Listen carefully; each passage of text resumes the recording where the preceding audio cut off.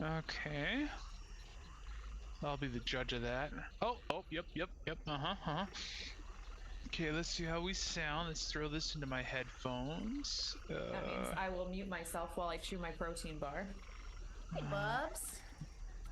Hey, Bubs. What And you when doing, Ryder little mute. guy? pops in, someone's gonna have to let me know because if I keep the sidebar open, it throws off all the emails. If Oh, that's you funny. if you make somebody co-host, then they could just let him in. That is true.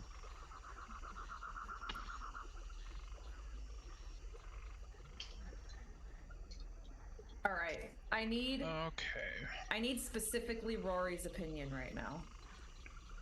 Only Rory's. We're So all in trouble. thanks a lot. So in the event of option 2, Yeah. Rory, which ones? I don't know. I say the blue ones, I guess. Okay.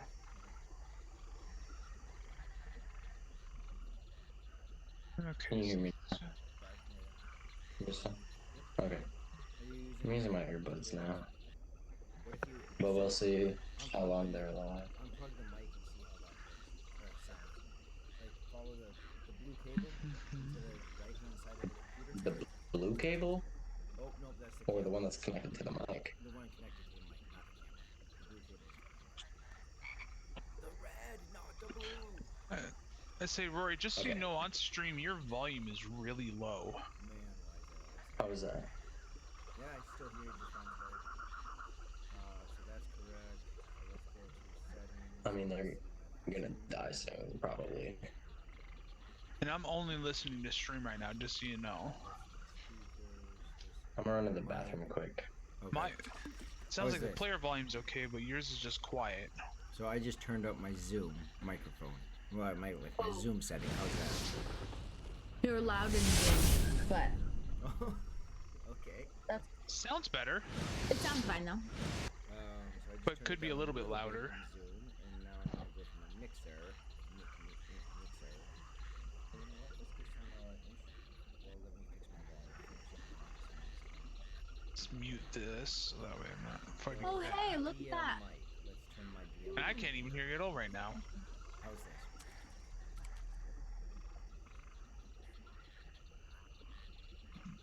You're super quiet. Okay. If you were Like just regular talking, I quiet, didn't but even wearing hear a you. cape. In Video Banana, whatever, Video Banana, Meter Banana, Voice Banana, I have USB audio codec. What is that? Mm-hmm. So I have the right mic, that's the USB audio, in the mixer. In Zoom, I also have the USB audio. Yep. So that's there. Both those are correct. I turned up my input or whatever output for my mic on the mixer. Don't know Okay. what to do here. So I'll turn up Zoom. You may again. actually that little gain knob. You may have to turn that up. Yes. How about that? If I turn that up to there, let's try it there.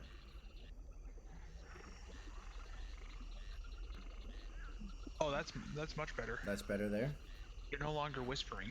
There we go. Well then, let me turn down my Zoom for you Yeah. guys. My gain. But let me know if the gain sounds too bad. Hold on, stay there.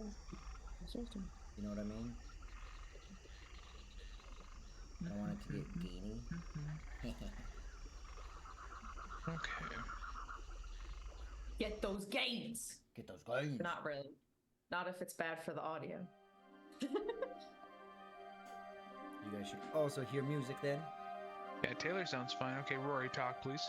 Test, audio.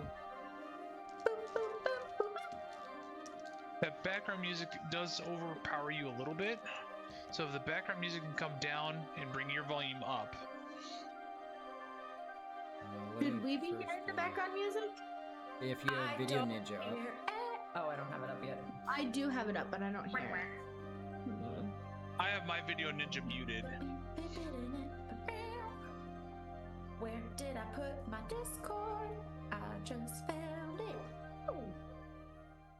Okay. Can you tell Background I'm music sounds good excited right for now. today? So restarted the background music. Does it sound That better is now with my not voice? the emotion I expected you to have. I have a lot of emotions. How's that, Bonner? With me talking, how's that? You're Is it- quiet Am I again. still quiet? Okay, so I'll turn up my volume. Yeah, you may in just the have to mixer. tune your gain up overall on your board. What about there? I just turned up my mic in the Yep, mixer. that's better. That's better? Alright. I'm just trying to keep my audio Yeah, that's settings better. in Okay, well I'm the gonna stream mute deck always, so- Twitch then, and I'm heading back to us. Alright. Sounds great. All y'all Mad Chatters, we got hey Jeff. Tab. Music of It's over here. Joffrey. Thanks for the resub, man. Really appreciate it. Who else we got in here? Mega Rapidash. Mega Rapidash. We got KT Raita. I am so sorry, guys. And I know you've been around for a while. It definitely is going to be big and scary tonight, though. Or just emotional and crying, and I don't know. We'll see. Yeah, we'll see what happens. People. And I Gotta- say, if we can ever hit and hold 100 viewers, I will shave off my goatee.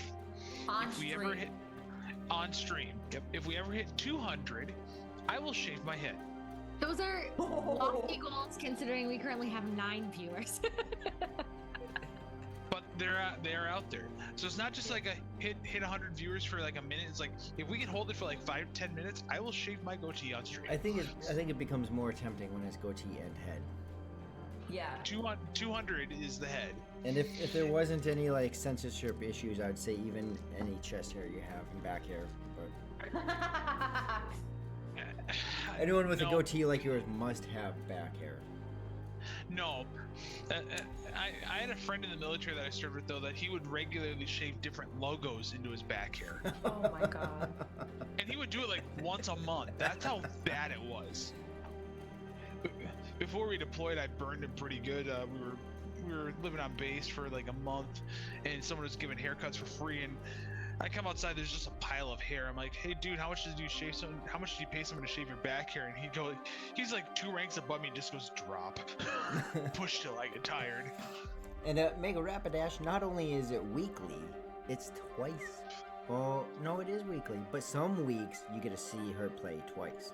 Twice, yeah. Because we got Sunday this week and Tuesday. Yeah. Bow, bow, bow. Okay, Jeff, 200 viewers and I get a 4 tattoo. You follow Red Dawn tattoo. I mean, that's not so. That's yeah. I wouldn't even be so opposed to that. I technically already have one. Yeah, no kidding. You have like 2 of them now. Well, possibly. Yeah. I got little Jubes back Yep. here, Yep. and then I got my other girl here just in case. Yep. Stream can't see her. Was Stream that can't see her. Yo, was that you just got that one, right? I got it yesterday. Okay. Yeah, I thought so. Yesterday? Yeah. I have a problem with this Jubilee. That's If you die, that means I have to remake the Fall of Red Dawn coffee cup. I know. I thought about that. How unfortunate. Yeah, that's what they say though, Also, right? we just Make 'em- got our character art like Yeah. 1 month ago. That's how it works, though, right? You get your mini, you paint your mini, or you get your art, and your character dies. Speaking of mini Rory, we still need to redo Vantalord in your Tailspire. I will pay for a new character. Yeah, I should do that. I really should. I don't care if I have to pay for it and send you the 3D file to import. Let's see here. Well, I mean, we may as well. Ryder will be potentially any time to not. He had something come up with a friend that he's taking care of, helping that They're friend out, mourning so- how badly the Vikings played yesterday. And yeah, Vikings. We So need here- to talk about your music theme and potential Fall of Red Dawn intro. Bum, bum, bum. Custom Hey, El- intro music. Hey, El Oh, Hawk. I would love that. Would be so fun. little. Is Um, it just? It's just a cacophony of all of us crying. Yeah, I mean that's what Yeah. tonight's gonna be. It'll be all of us are just in tears. Why did it have to be her? I Okay, just but got And my we are character also arc. video Not just her, live. What's but that? did you see Rory's message in the Discord where he said, TPK is so possible. So I feel like, why are we all not rolling secondary characters? Well, I don't worry. mean, I've already started my next character. It's gonna be hilarious. you passed level 3, and it's a good point to To TPK? create a secondary character. Hey, the real long shot. Thank you for the sub. The reality is that Rory just doesn't want to run high level campaigns, so we just keep making new low level characters. Every time somebody levels up, nope, bring them in at a lower level. Yep, exactly. yeah. Also, Exactly. Rory, just so you know, I'm Cricket today. Yeah, apparently. yeah, all are. Okay. Like, I should Wait, have. who am I? Oh, Rihu. Okay, good. Who's playing Jubilee? Nobody. Raja was so- never confused about Hey, who he was. Like Weird. I would not even. I am not good enough to be the DM of a Antelope Rihu. blue box stream yet. Roger. I do have Believe a in one shot. yourself. I do have a one shot set up, but I need to run it at least once or twice more in order to make sure that it flows okay. DMing was- is really no joke. Oh no, it isn't. It would not. So, not We are last video Friday, the live, Friday just so y'all before. know. I was one of my players had a birthday, so I decided to set up a encounter where it was giggling mimics, and I made all of the players tell dad jokes in order to pass the encounter. I love that. That's hilarious. That's Oh hilarious. yeah. Well, let's go ahead and jump into it. Hey there, Dark Elf Twilight. How you doing? Let's see. Or just jump into the deep end. That's what tonight is, El Hawk. So let's see. We can kick it off. Like I said, Ryder Rihu will potentially be an unknown amount of time late. Not potentially. He will be an unknown amount of time late. But that's okay. We're just swapping out Rihu for Cricket. Oh, I just realized that I did not change my background. Oh snap! Oh, so snap. we Okay, can go we're at ahead. the circus now. Oh, hop on. Oh, that's an interesting point there. We can go ahead and hop into quick character introductions. If you want to say a little bit something about your PC, maybe about how they look, or what they're carrying, or with their current state of mind, if they have one, if they're conscious. Wow. Shots fired. So Wow. let's go ahead and start with Cricket. Just a real quick introduction. Cricket is a level 3 druid. Still rocking level 3. And she Smells and like her exotic. trusty sidekick dog Bear are the newer members to this group, but although not that new anymore. And yeah, she's well, I wasn't here last week, but she is definitely like very cautious about interacting with the like lizard people that we met, and but very curious still about if there's any connection to her parents' death and the plague that they've been talking about, and these Satari creatures and how they might be all linked. Awesome. Raja, as he's talking to Becca. Raja is himself. What level are you? 5. You are. Raja's level 5. Ifrit Rogue. Oh, I'm dripping apple juice. He is carrying an alligator skull on his Oh, that's back, right, yeah. but is somehow the most stealthy one in the world. In the whole world. Not any more stealthy than Jubilee at the moment, because she ain't making a sound. Yeah, but she still got someone standing over her, from what I remember. So. Yo. Oh, you literally named this session Death. Yes. Oh, no, Raja's hanging out. Roger's hanging out. He was quite stealthy last time. Jubilee. What was the your 4th level? correct? I'm 4th level now. What was Jubilee's last thoughts as the orc bore down on her and knocked her unconscious? Well, Jubilee was thinking about how all she really wanted to do is make everybody happy, which means that she was trying to help a lot. And she had just had a really good conversation with Vantalord about how she was so excited to be a part of the party. I'm so sorry if you can hear my dog barking in the background. He's so cranky today. Nope. But she was having this great conversation with Vantalord about how she was really going to try to be a better party member and really work with them instead of just try to be her chaotic self. And then this happened. So that's great. And Vantalord, quick introduction and a quick recap. Oh. Okay, well, Vantalord's a level 5 dwarf that has really been working on not only just being a meat shield and protecting, but also that diplomatic essence that we've had, and thus able to establish some diplomatic relationship with lizard folk. And Vantalord was probably like 30 feet away from Jubilee and watched her drop, and he is just...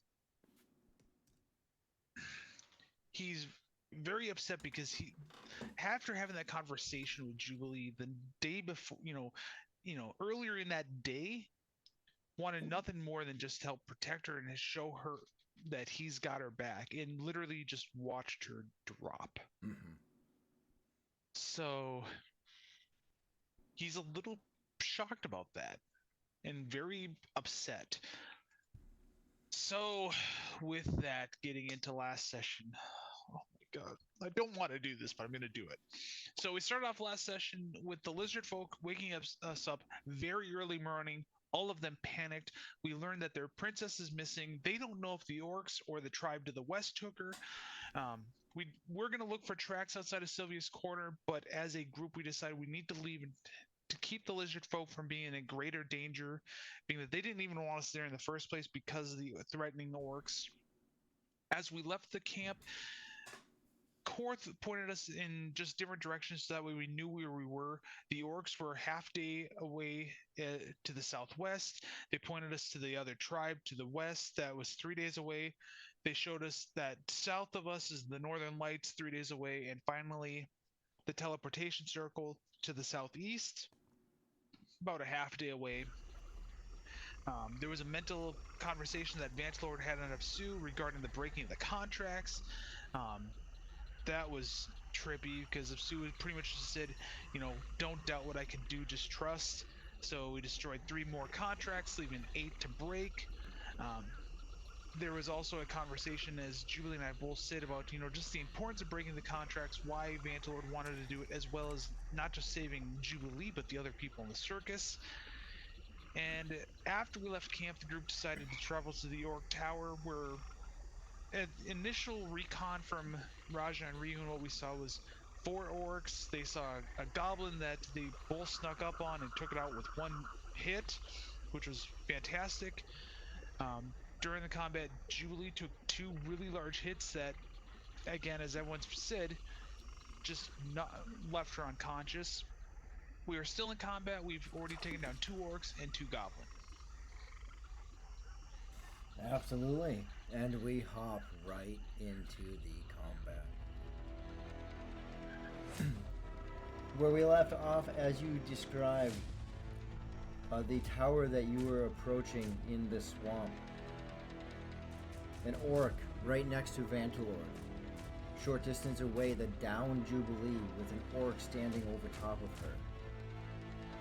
The downed goblin next to Cricket as she was following Rihu and Raja up towards the entrance of the tower. The downed orc and goblin by Rihu and Raja, along with the remaining 3rd orc that's still standing.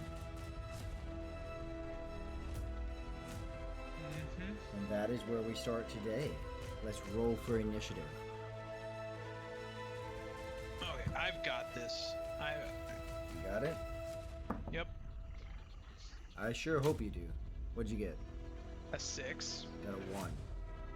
Okay, I'm starting this craziness off. After seeing Jubilee drop, I've got that awesome dagger of mine in hand. Very angrily, with a passion, I am throwing this dagger right at that orc that just dropped her. As I'm throwing it, I am yelling her name, reaching out, wanting to protect her, wanting to bring her back so she isn't just. So she knows that we as a team truly care about her. Okay. Roll to hit. So close to the crit. Crit I it, rolled a crit it. 19. Nope. 19. Oh. I missed it by 1. It was by 1. So including that, it becomes a 27 or 19, 28. 28 to hit. Oh my god. Yeah. I have a +9 with my dagger. I would just like everyone to know also, I'm currently wearing my Jubilee pants, which keep going in and out of my. They're so fun. Where did it go? Where did we go? I accidentally minimized the screen. There you go. So You're all technically back. my dagger says 19 to 20 critical, but I know we do 20 as crit, so. Yeah, that's just that's if you in the system that we're using, if you had improved critical, then it's a 19. Yeah, So I wish. you had a 20 plus to hit, correct? Yep, 28. 28 to hit, that hits. Good. And 7 points of damage. All right. And the so other fun thing is I want to see with my with the level 5. so you used what dagger did you use? The dagger of teleportation that Okay. Kuni. I've got 2 charges left on that. Okay. Just so you're aware. That remains now. Because right now you threw it, it stuck. Roll your damage, and as I yep. Oh, 7. 7. That's right. Yeah. That's right. So as the dagger blade sinks into the orc's underarm, as he's bringing his arm up for another swing, your hand appears on the Holt, stabbing it into his side. Man, I'm just checking. Any movement? No, because it teleports me. Oh, yeah, you can still take a movement though if you want. I wish I could take another action, another attack, but I don't think I've got that ability yet. Nope, because I took a different feat. Okay, so that puts you right there next to Jubilee and that orc. No option for the attack of opportunity by the orc that you were on as a sudden teleportation. Who's I next? took down that orc. This one is dead? Yeah, that was one of the 2 that we killed. Okay. I thought there was 2 that died, so thank you. Am I close enough to get to Jubilee? Yes. Then seeing her fall, Cricket is going to run over to her and immediately, like, try and cover her body with my own. And I'm also, when I touch her, gonna cast Cure Light Wounds on her, just in case there's any life left in her that can come back. Okay. So your goal isn't so much about the orc, you're just wanting to come through and get on top Yeah. of her to take any kind of Yeah, possible even if blow. it means that I'll take the hit instead of her. Okay. Like, I don't want her to, if she's already knocked on the ground, to get Right. hit again. Okay, so go ahead and cast your Cure Light I Wounds. cast Cure Light Wounds, which is a 1d8. So she would take 6 points of healing. Okay. And also, Bear is right next to me, and I would say he can sense the stuff that is happening and, like, tries to distract the orc by maybe going to the side, the other side that Vantlor's not on, and is going to try and bite the orc's leg. Okay. So Bear is taking Go an Bear. attack. Yeah, Bear loves Jubilee. And that's with advantage then, if he's on the opposite side of Vantlord, so he'd be flanking. Yes. We've got to go to his bite attack. Here we go.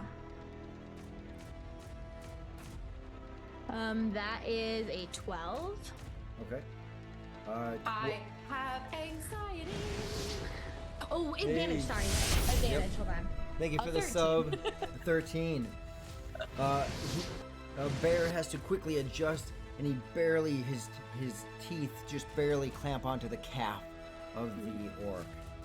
Ooh, he hit with that? Barely, Nice. yep. Barely. Barely. That's Barely. I know, barely. That is 5 damage 5 from his damage. bite. All right.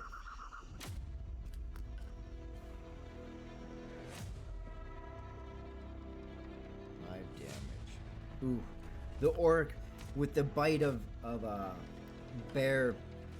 You see his knee buckle as he starts to lose his ability to hold himself up. That leaves us with Raja. You're left. I don't know, I'll just hit the orc right in front of me. Okay.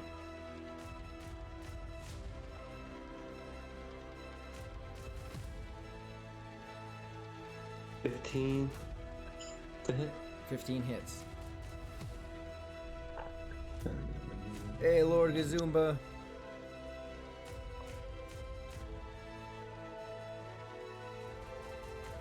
$7 damage. 7 damage. Oh, nice. You swing, I'd imagine, with your Morning Star. Yep. You swing, you land a solid hit into the side of his head, disorientating him, clearly having an impact. Rihu rushes up, flanks from the other side.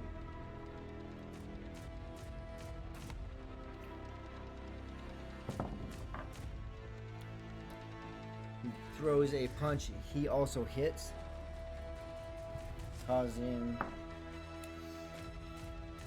Rihu quickly moves swiftly behind the orc, bringing a solid elbow into the base of the back of the skull of the orc, causing the orc to fall dead.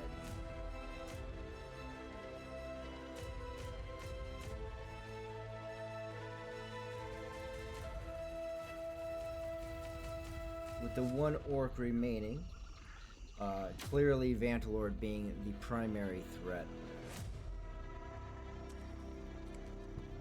He will pull back his great axe with a 27 to hit.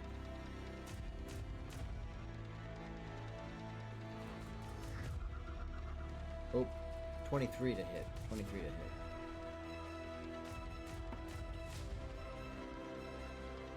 Oh yeah, that hits. That's system of the AC that I have. And that is 8 points of slashing damage as his axe grinds across the front of your plate armor. Plate? Full plate? You have full plate, right? Chain. That chainmail, that Chainmail. splint mail, excuse That's me. right. That's right. Yep. And that is the orc's turn.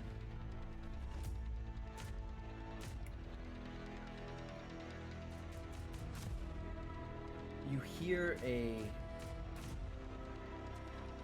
scream, a yell, not a scream, but a yell from the tower, from the top of the tower, a more rough, orcish-like yell.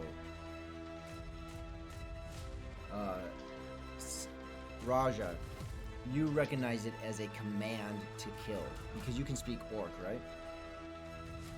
Yep. Yep. So you hear this orcish scream coming from up above you in the tower, and you hear the voice yell to kill them. Roll for initiative. Okay. Everyone went, right? Yeah. All right. 4. 2. Okay. I pull out my long sword. Not yet failing. Again, still. And Cricket could see this, just the determination in my face. I bring the long sword down. Want to bring it right across his shoulders, right through the neck. Now that's a nat 20. All right. Okay, so confirm that. 16. That hits. Okay, so my D8. But where's my D8? That's a 6 plus a 3, so a 9. Be what, 18? 18 damage. Mm-hmm. You, not only do you bring it across, but as it starts to slice into the shoulder, even through the leather armor that was there, it comes up and goes through the throat, clearly severing, and the orc falling over. As it falls, I want to reach and grab my dagger and just pull it out. Okay. Awesome. From above, you hear another yell from that same voice. Clearly, you're able to see a silhouette of an orc standing up in that tower. You are still in combat. Since I'm on top of Jubilee's body, Yep. and I just cast that cure light wounds on her, can I sense anything? Like, can I tell to see if she's breathing or if it did anything? Like, can I? Make a heal check.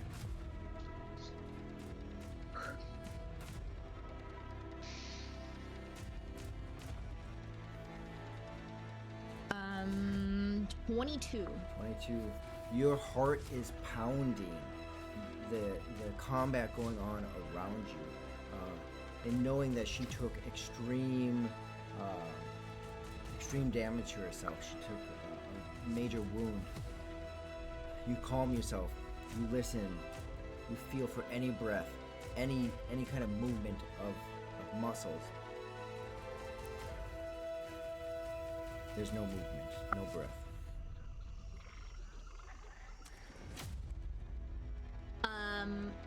I'm just gonna like shake her, and even though like I know that's not gonna do anything, but I think and just be like, Jubilee, wake up! Jubilee, you can't leave us. What is Jubilee? And I'm gonna try to like stop whatever bleeding is happening, and even though I know like probably there's nothing that it does. And also actually, does she have anything like physical remaining from like when she had her hands burned and stuff like that? Like, does she have like any mark on her or anything from that pact or thing, like demon encounter?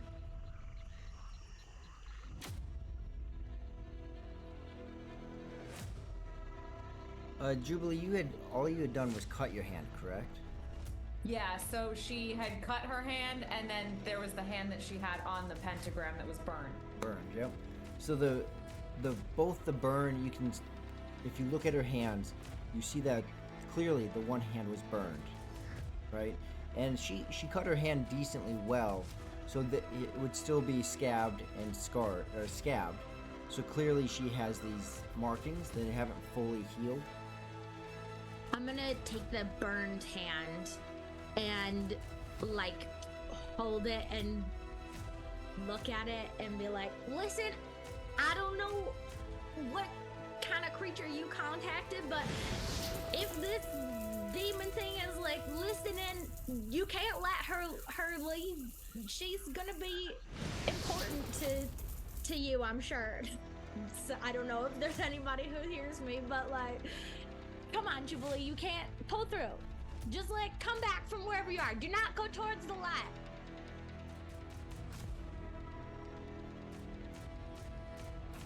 Alright. That's my full turn.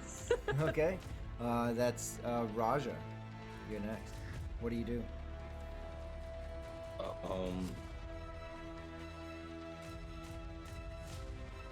I think, are those pillars near the door, like, are they climbable? Just to that extent. They go to about the height of the door, and then they level off there. Yeah. Okay, then I'm gonna climb up there. And then I'm gonna hold my action to drop down for if anything comes out the door. Okay. Go ahead and make a climb check.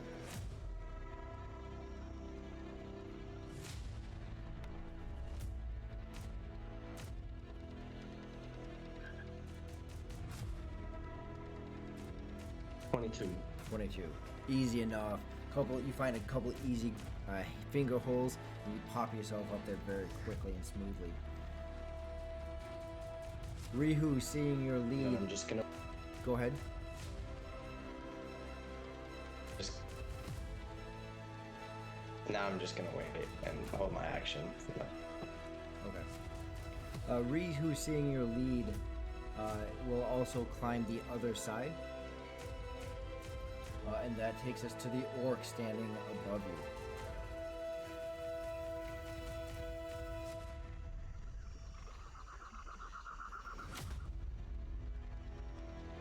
You hear her scream out Raja. Again, you understand what she's saying in the orcish language, but then she switches over to a language you don't understand, and she starts having this incantation. Each of you start to hear her louder and louder with her incantation. Drawing your attention to her, you see a glowing ball grow in front of her. As that happens, you see, as it's thrusted from her hands, this fiery orb. And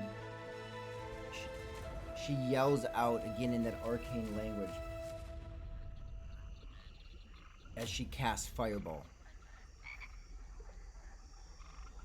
In that moment, that Fireball is pretty close to hitting about halfway to Vantalord, Cricket, and Jubilee, a warping of the time kicks in. Echoes of voices are heard all around you. And everything becomes very dark.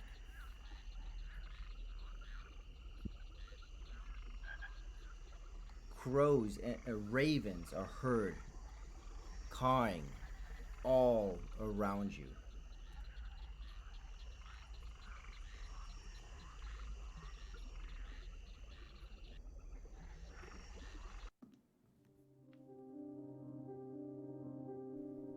Raven after raven in the tree are heard by each one of you.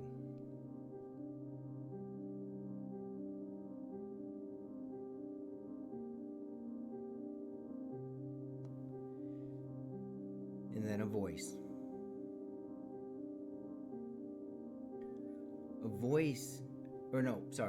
And then from these cawings of these ravens that you hear in the shadows of all the trees around you, one raven finds its way onto Jubilee's body.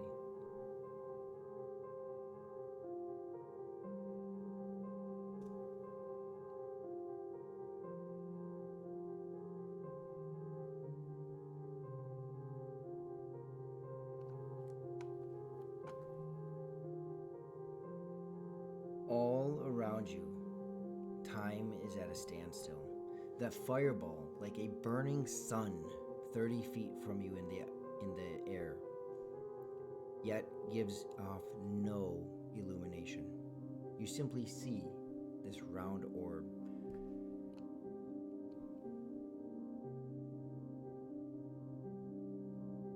Raja and Rihu, likewise, from where you're at, you see the orb just hovering, held still in the air as each of you stand on these pillars.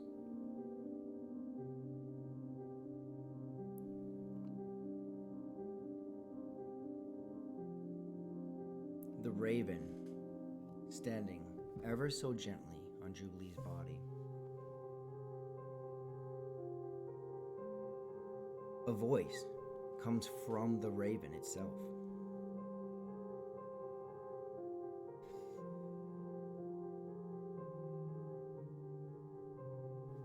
Speaking clearly to Jubilee. And then it casts its voice clearly for all of you to hear.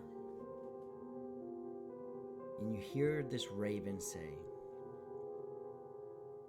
"Death is the single truth on which all mortals can agree.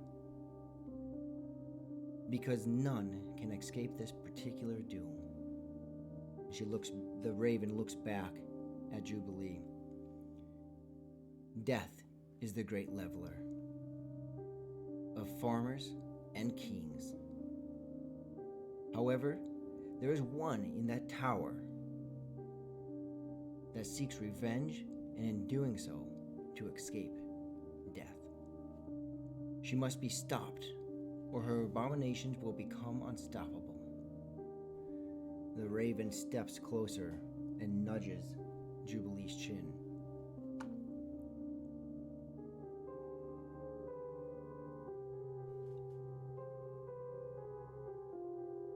The raven then again, casting its voice independently to each one of you. First, Vantalord, you hear clearly the raven speaking to you. As the raven asks you,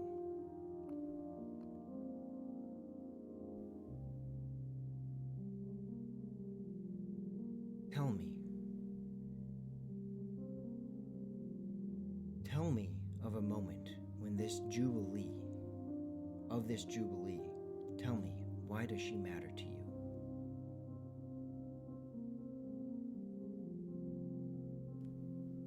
As the raven says that, I look at him and says, all lives matter. As a person brought up to protect those, I've been told, whether they fight for me or I fight to protect them, all lives matter. This was a life that we just saved Jubilee from, a life that she didn't choose, that she was born into. And I wanted to show her that there's more to the world than what she's seen. You hear an echoing of ravens throughout the trees. Raven turns, clearly speaking to Cricket.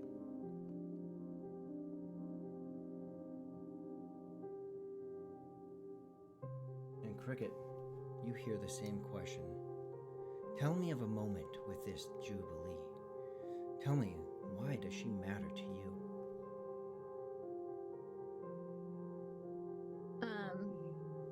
Cricket will look at the raven and just contemplate for a moment. It's hard to pick just one, because until I met Jubilee, I haven't really had anybody I could call a friend in the last decade, and I was just starting to get excited about what it would be like to have somebody who you could count on and who would have your back. And she was the one who really brought me into this group. I don't think I would have been friends with them or stuck around if she hadn't just taken me under her wing so quickly and easily. I don't really like people normally, but she just made me become friends with them and made me part of their group without really even me having to do anything in return. I don't know how I fit in here without her. And the raven gives a nod. While staying in its location, clearly now speaking over at Rihu, the raven asks,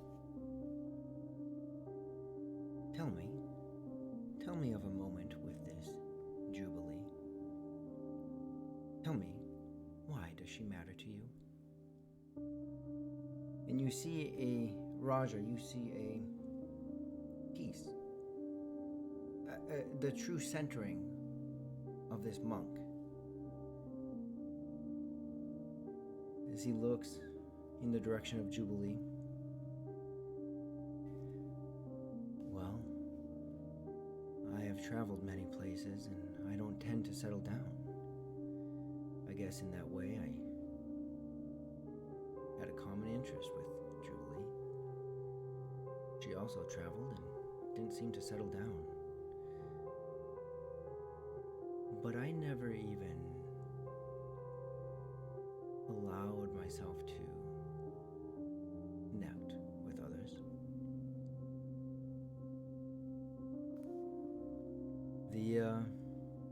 The path that Jubilee took,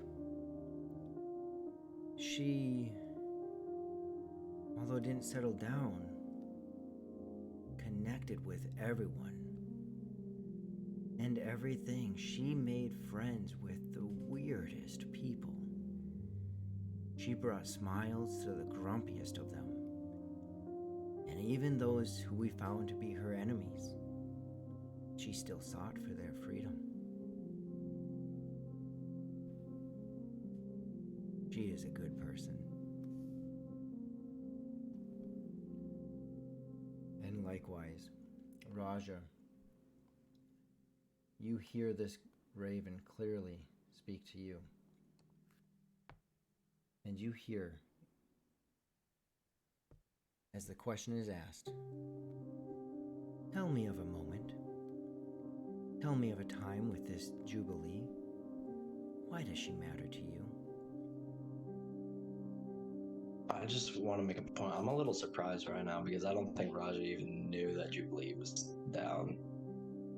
He was definitely on the other side. Raja, no, Jubilee brought us joy, even when there shouldn't have been any joy at the moment. And she took our minds off of the harshness of life and showed us that even when your situations are not going the way you want them to, you can always find a reason to smile and always find a reason to keep going. And you, although can't see the raven, you feel almost as if the raven is nodding at you. You know you've been heard.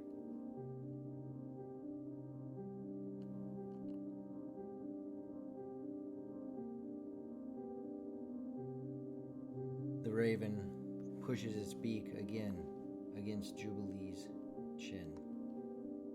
And this time, Jubilee, you hear in your mind a cawing of ravens. Vantalord and Cricket, you see as Jubilee, although on the ground, some imperial form of her stands next to her body. And Jubilee, the raven then speaks to you.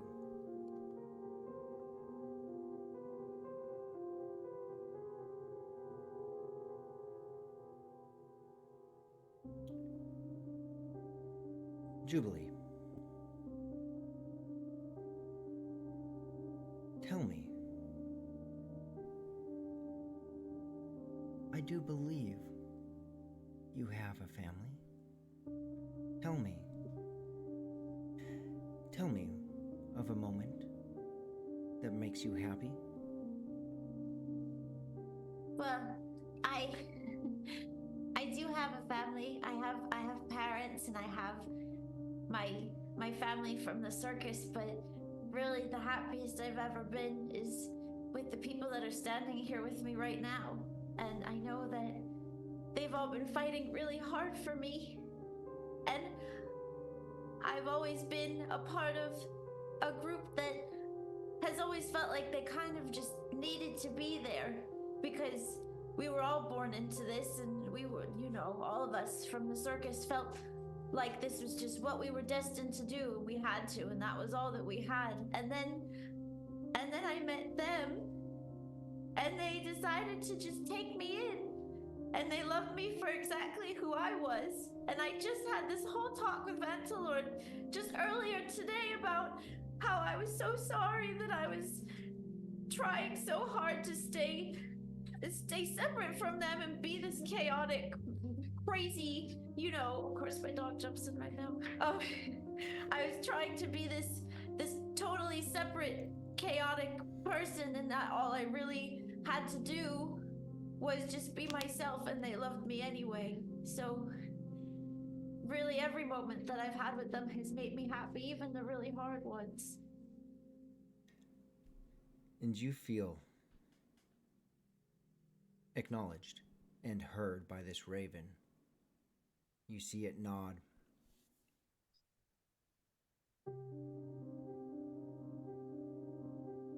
And you feel something different in you, Jubilee. And you all hear the raven speak.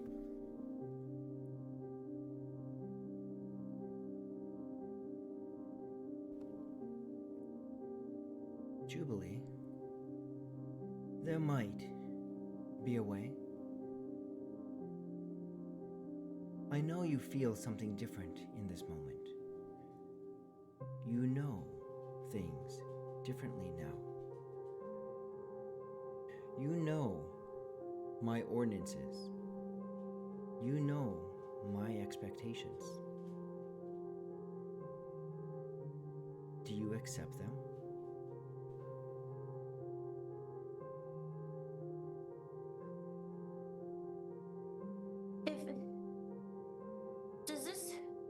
Does this mean I'm dead? Death is undeniable.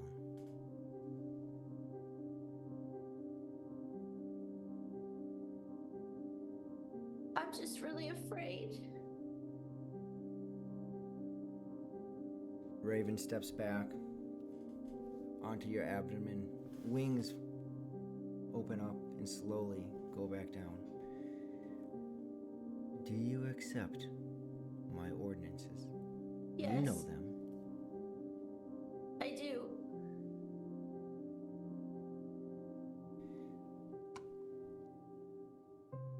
And now, we have to see how this happens. There have been multiple things that have come into place, from the location, to her being an elf, to the sender of this avatar. Thank you, Kurt, for those subs. Thank you. To the sender of this avatar. Things have lined up. Resurrection is not easy.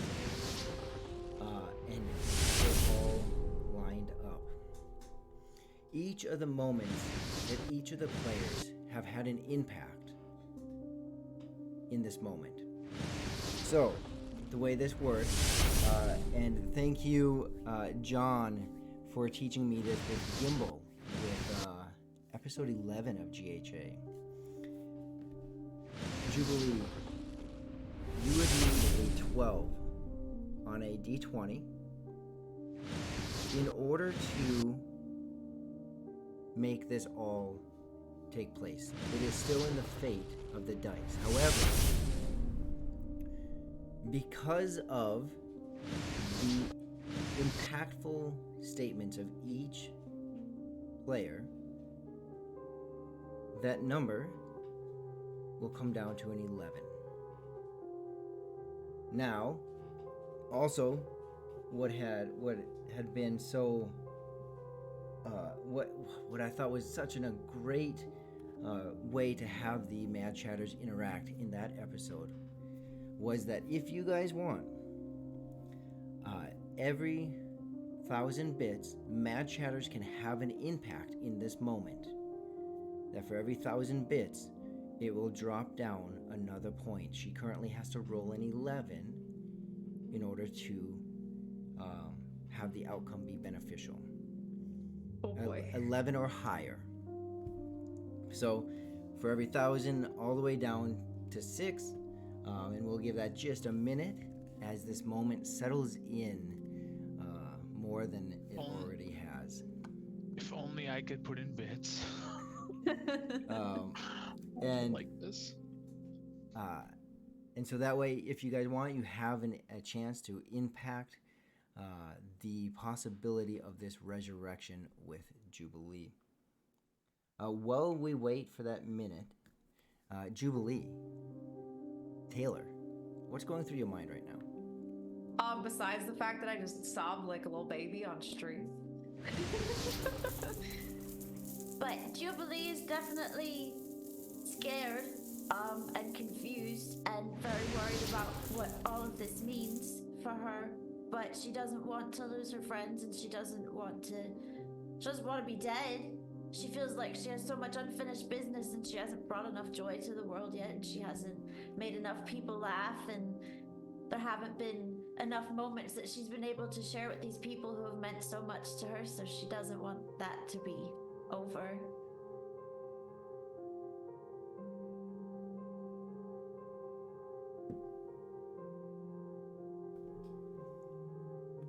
It has been a wild ride with Jubilee. It's been short, but it has been wild. Even for me, it's been a wild ride with Jubilee. And I'm gonna go ahead, and I'm also gonna throw into that the 5 subs that Kurt also gave, and with the 2 bits that El Hawk gave.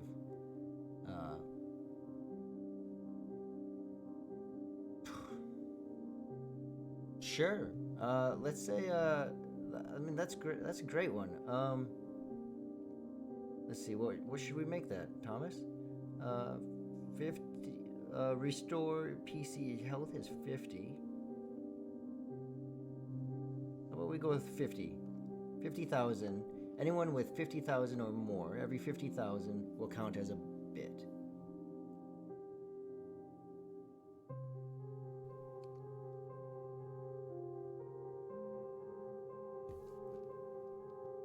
Plus 12. I feel like you should conversation roll this plus 1. on camera, Taylor. Oh yes, you have to. You actually have to. You gotta can you move your camera so that that's possible? You muted. Oh, you're muted. I forgot I turned my mic off. I should be able to angle my camera down. I'll hold my tray up when I do it. Okay. So yes, to your question, Hearts of Adventure, the whole point of this is just to be able to make it so that Mad Chatters can be involved in this.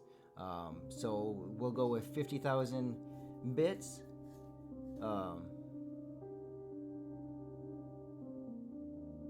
That every 50,000 will be a man. I don't even know. Let's say 10,000. I just want you guys to be able to get involved. So every 10,000 channel points is like 1 plus 1 or 1 bit. This is so stressful. It gave Skylar a bloody nose. He has been having bloody nose over the whole last week. He's been sick this last week. So there's 1, there's 2, so there's 4. If I hold this here, you guys can't see the number. Shoot. If you turn off your virtual background, we might be able to. Yeah, I'll have to do that, I think. Or blur it instead. Is that gonna... No, you actually have to turn off the virtual background. I'm gonna have to turn it off completely. Yes. Yep. There we go. Okay. Although Rory didn't say what those subs did. They're gonna reduce the number by 2. Those subs, Thomas, good point. Thank you for pointing that out. So all the players reduced it to 11. Those subs reduced it to 9. We're just, I think, 1 away from reducing it by another 1. Is I think what I saw in there. And so if there's 1 more bit or 1 more 10,000, Chatter's pulling through. then done. So it's done. Oh, yep, right there. There we go.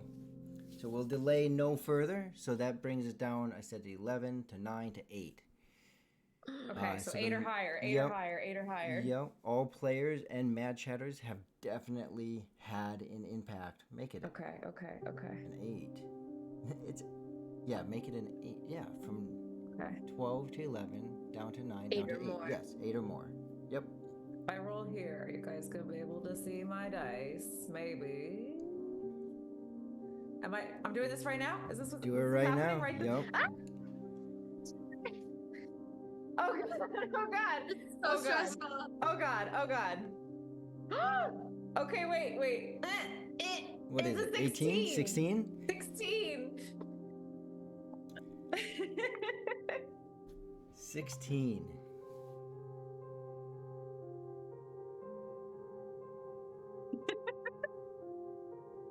The I'm like- Raven.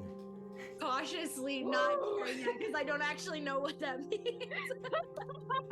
I do. The This Raven. means we can keep the circus background. The Raven caws louder and louder, the echoing of the ravens in the shadows of the tree.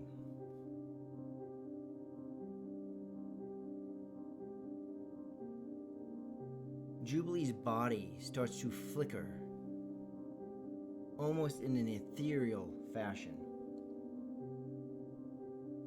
Her body, her body flickers as it then begins to subtly change. The raven flies a little bit into the air.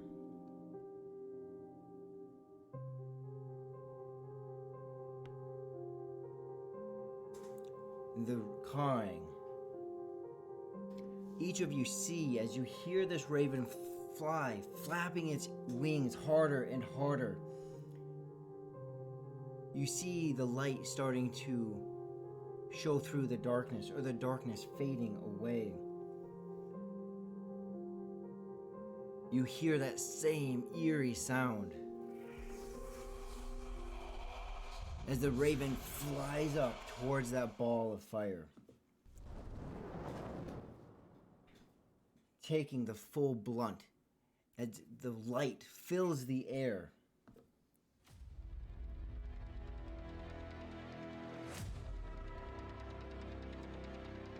And on the ground in front of you, you see Jubilee.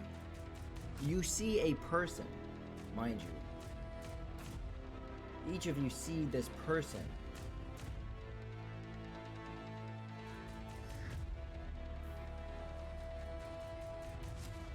That you don't recognize. Cricket, you know you came here to help this person. You know that she was in danger and she was fighting the orcs and the goblins here.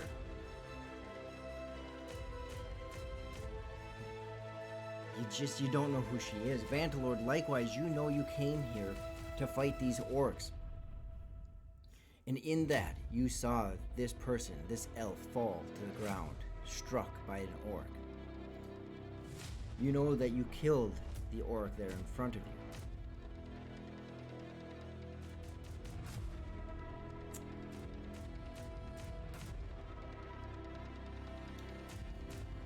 Jubilee, your eyes flicker. She's keeping the name you said, right? Your eyes flicker. For all of you in the party, all memories you have of Jubilee are gone. Everything you've done has happened.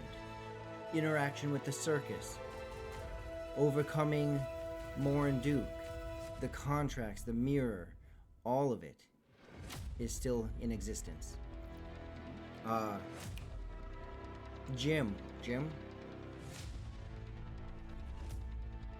Jimmy. Raj's son Jimmy. Yes, Jimmy still existed. But every moment where you would have had Jubilee, that doesn't exist. The moments you were asked for, the moments that mattered, have been removed. Jubilee, all your past memories, those memories you were asked about, have been removed. Your parents' memories are gone. Jubilee's eyes flicker. Her head shakes. Clearly, this moment, Jubilee, you see these two people standing above you. You know you were just knocked unconscious. You are now back awake. You all know that there's still imminent threat around you. What do you do, Jubilee? Oh, I'm sorry. I'm sorry. Usually I'm better about that. Okay. Oh, the one that knocked me down. He's gone. Where am I going next? Where do you guys need me? Did you get me up? She looks at Vantalord and Cricket. I have a memory of casting Cure Wounds on her, probably, right? Correct. Yeah, that was me. Oh, I'm thank glad you. you're okay. Do we have a memory of the fireball? Yes. And the fact that it was just there and then not there? Yep. Good question. So what you don't recall is the ravens or anything in that space of time. The questions, the memories, they're all gone. The fireball, you can only try to explain it away that something went wrong with the spell. I think there's somebody up there who just tried casting fireball at all of us, so probably that's who we need to take care of next. I'm gonna get up off of her also, because I feel like it's probably weird that I'm have my body laying on top of a person who I don't know. I appreciate the shield. Right. Yes. Well, I'm just trying to do what I can to help protect people. But How far is this tower from where Jubilee is at right now? If I didn't just there we go.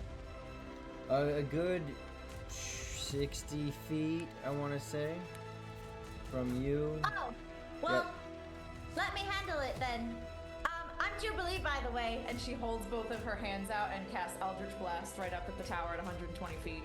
Okay. Up at that opening where you saw the Yep. fireball come? Okay. Yep. Tell me how that works. That's gonna be a 17 to hit. 17 to hit? Yep.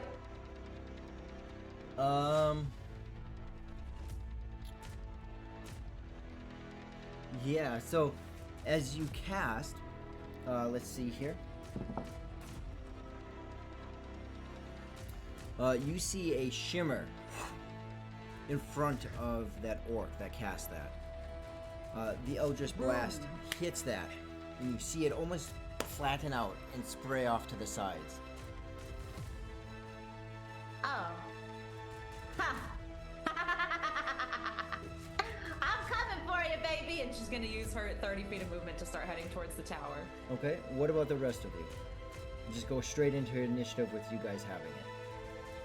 when she introduces herself as Jubilee, I'm just gonna say, yeah, I suppose I should have introduced myself before jumping on top of you, but I'm Cricket, and this is Bear, and, yeah, I suppose we should try and get whoever that is up there so they don't try and do that again. As Jubilee's running away. Super nice to meet you, Cricket and Bear. I'll see you over there.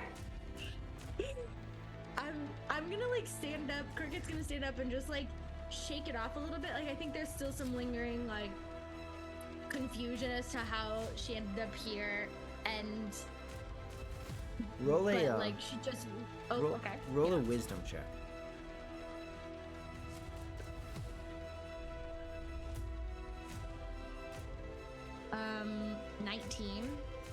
19. So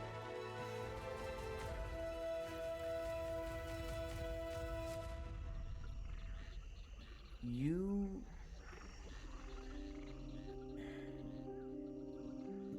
it is odd that Cricket just jumped on someone, because Cricket's jumped, but not knowing her, you felt compelled to jump and save this person. Something about her just seems like this, like the divine said you should know her. Like you've been looking for this friend. You can't explain why, but there's just, you know, when you meet someone and there's just like that connection and you just know them, but you have no idea who they are. Resonating deep inside of you, Cricket, is that feeling. Like I knew her from another life. Exactly. I'm gonna shake it off because we're still in battle. And you said she's like 60 some feet away from us. The base of the tower is about 60 feet, and then up to the third floor where she's at, where you saw the fireball, is about 66 feet.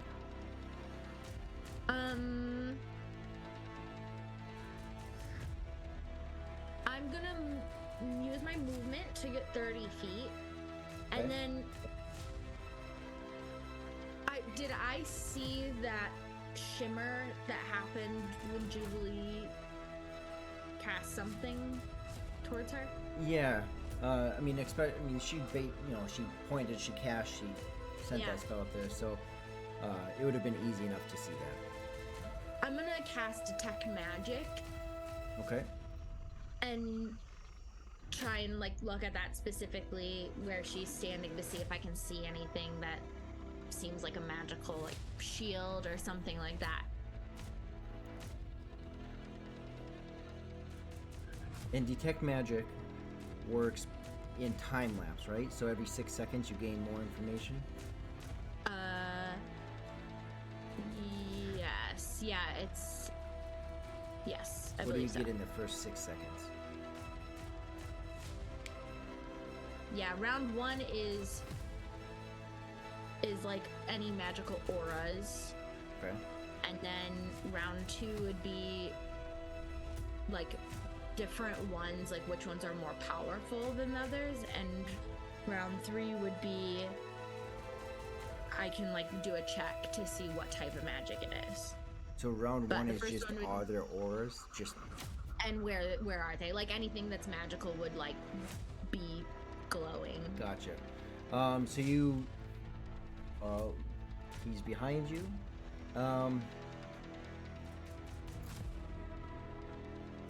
You would see an aura coming from Raja that you would probably assume to be the stone. And then you see a few different shades of aura, different colors of aura coming from the orc. And you're not able to like tell this. all around her, is there like clearly like the whole tower, just a shield, or like, you know what I mean? Gotcha. Yep. Around her specifically. Okay. Yep. I'm and just gonna. Oh, go ahead. you're able to just see the aura, right? Not the. Okay. Not the school or anything. No. Okay. Yeah. When I just see that, I'll yell out to everyone. It looks like she's guarded by some sort of like shield or magical aura or something like that. So just, I don't know how we disable it or disarm it, but she's protecting herself.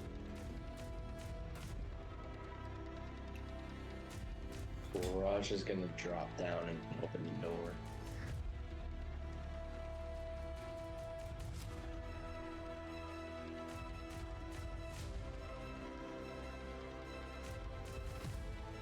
I just lost it.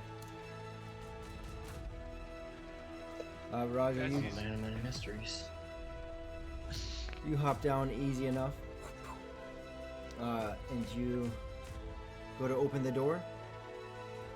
Yeah. And the door itself doesn't seem overly strong. It seems pretty decayed. However, it does seem to be fast and shut in some way, some manner. You said it was decayed. Yeah, just as in like the door itself, it's not a strong, sturdy door. It's definitely, I mean, it's in the middle of this swamp. It's been weathered. It's not great wood, but it is locked or in some way fashioned shut. Then can I take one of the torches and try to light it on fire? Sure, you would know that it would take a little bit to get it to light, right? You know what it's like to actually start a fire. It takes a little bit. It's not instantaneous. Yeah. Are you wanting to Don't make use me your? start singing the song. Are you wanting to use your action to try to light it on fire? Yep. Okay. Grab one of the sconces out and you stick it to the door, moving it side to side using your action to get this door to light on fire. Vrihu.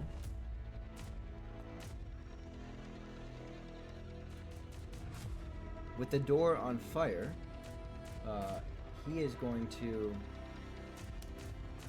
simply start climbing.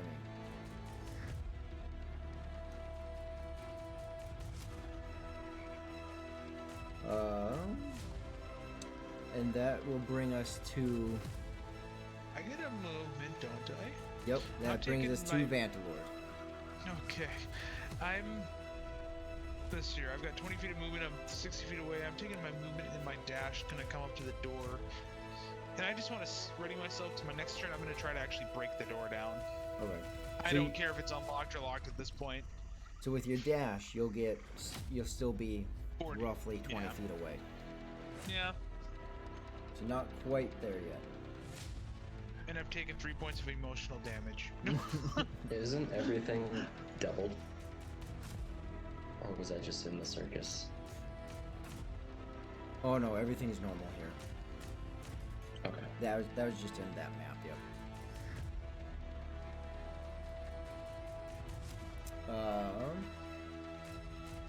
Perfect. That will take us to the orc, and she'll speak again. Raja, you don't recognize the language she's using, but she speaks again in this language, and she starts to swirl her hands and she's lifting them up over and over by her sides.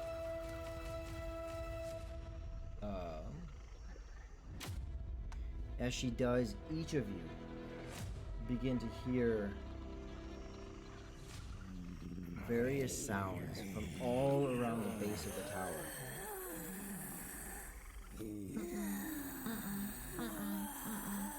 Don't like.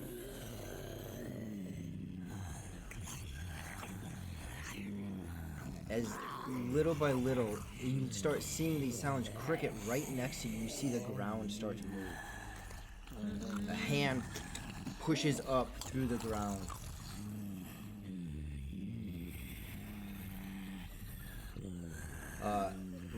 Raja, to your right, you also see these hands start to penetrate the ground.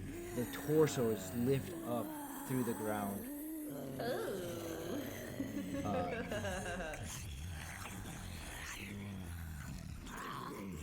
How many of these creatures are there? They're like everywhere.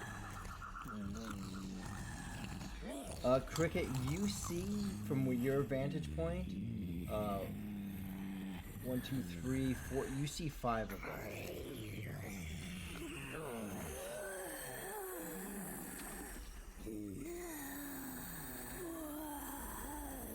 I hate these noises so much. I know. So question, are these all like undead orcs, or are they just undead? All zombies. I mean, the closer you get, you might be able to identify them through their highly decayed bodies.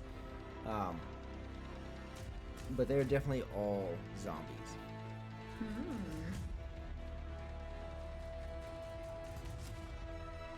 Excellent. That's I good have for plans. target rich environment.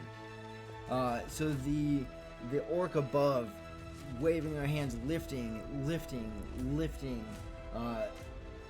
pulling these undead out of the ground. She then takes a step away from the ledge of this window. That takes us to initiative. All right, Tom. I feel like Well, Rihu's being, not in a good being that I've position. now won 2 of them, I rolled a 6. 5. Yeah. Okay.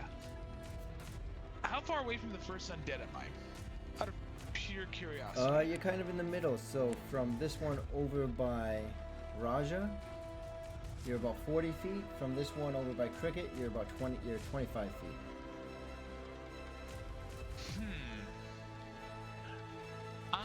Let's do 25 feet. You know what? I'm gonna continue working towards Raja. I'm Okay. gonna go after that orc first. So What or? to that wherever that door is. Door. Or door. Okay. And Raja, last 18. round you did notice the torch, the sconch did light this wood. It wasn't too wet, it did light.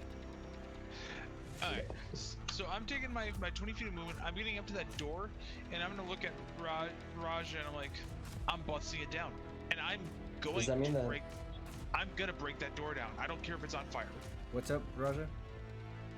And is it also smoking a lot? Oh yeah, yeah. It's definitely pillowing up a good amount of smoke going straight up. Not so much that it's obscuring that opening, but it is definitely burring smoke upwards. Go ahead and Probably is putting a lot of smoke in there too. go ahead and roll a strength check. Let's go what is it? Athletics? Athletics is, I thought, is dexterity based, and I don't have athletics. It's acrobatics, which is dex. Okay, let's just go strength check then. Okay. That works better anyway if I'm breaking down a door, in my opinion. For sure. 17. 19. 19.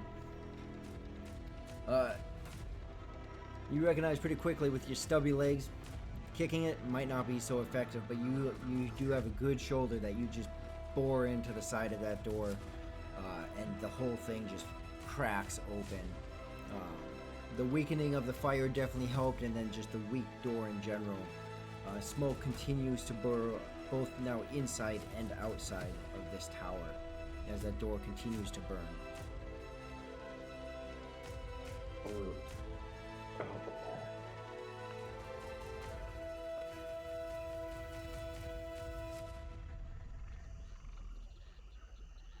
Who goes next? Raja's just gonna Raja? drop the torch, Okay.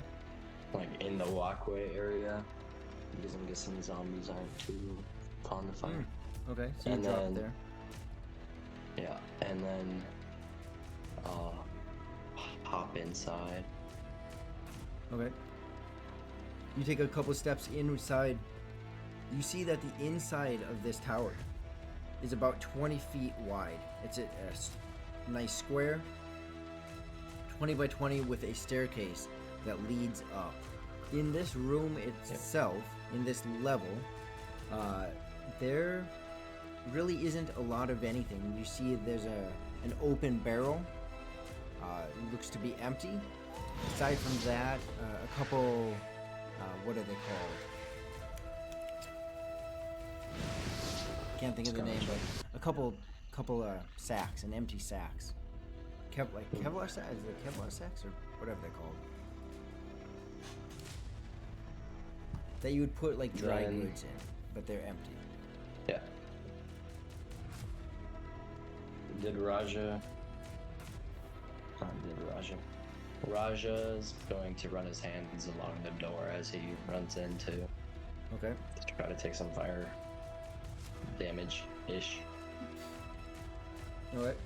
You Just so I can heal up.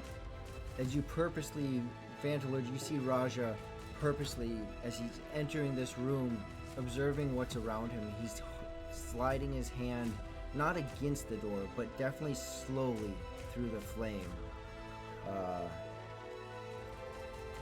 As the smoke kind of billows around him. And you take 2 points of fire damage. Like 2 total or 2 past my resistance. 2 total. Okay. Then Raj is just gonna run up the stairs then. Okay. So you're going to take the rest of your movement and move up the stairs. Yes. Okay. That will put you on the 2nd level. On the 2nd level, you see various different contraptions. That would be. You have 30 feet of movement. Okay. Yes. You see various different types of contraptions. They're all fairly archaic. Some are different kinds of holding devices. Some are just containers. And some crude weapons. Some not well taken care of, from scimitars to axes. Just very crude weapons. And you have 10 feet of movement left. In this room, aside from those items that you see, there's a staircase on the other side about 10 feet away to the base of those stairs. Then I will go there. Okay. So you run across, take your full movement, and get to the base of those stairs.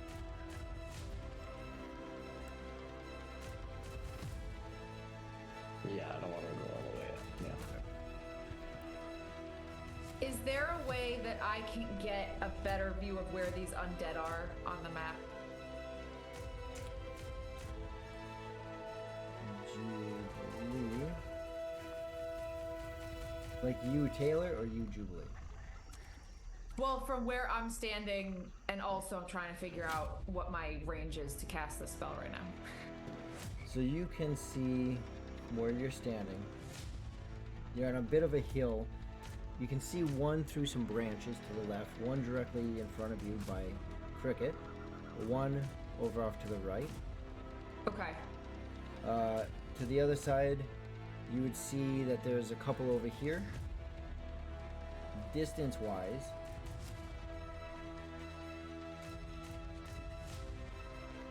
I believe they're all within. The furthest is 60 feet away from you. Okay, so the spell I want to cast has a 10-foot radius. Okay. So I'm trying to hit as many as I can without hitting anyone in our party. So I'd like to put the edge of it against some of the undead and hit as many as I possibly can. And I can cast it up to 60 feet away from me. So depending on how far away they are, I can still cast it further and then hit that 10-foot radius in a sphere. So you would see that if you move up, you have a few trees in your way.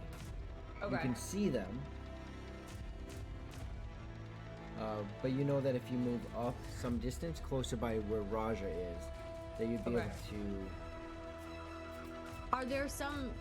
There's some to the left too, because that's pretty wide open. You wouldn't have to worry about hitting any of us. You know, you could get those two over there. But the ones over here, you know, are.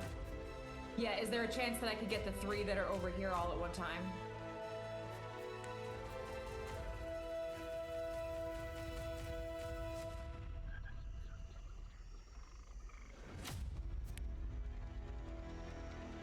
No, they're all too far apart from each other. Okay, so I'll move up and hit the 2 on the other side. Okay. And is it an auto hit? No, so Jubilee takes off towards these 2 of them and just looks around to see if anyone is listening to her and says, I'm sorry, just hold your ears. And I'm going to cast Shatter at 2nd level.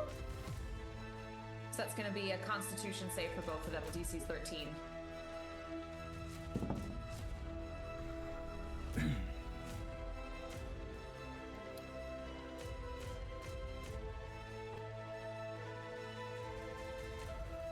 You cast Shatter, and the vibrations just echo throughout.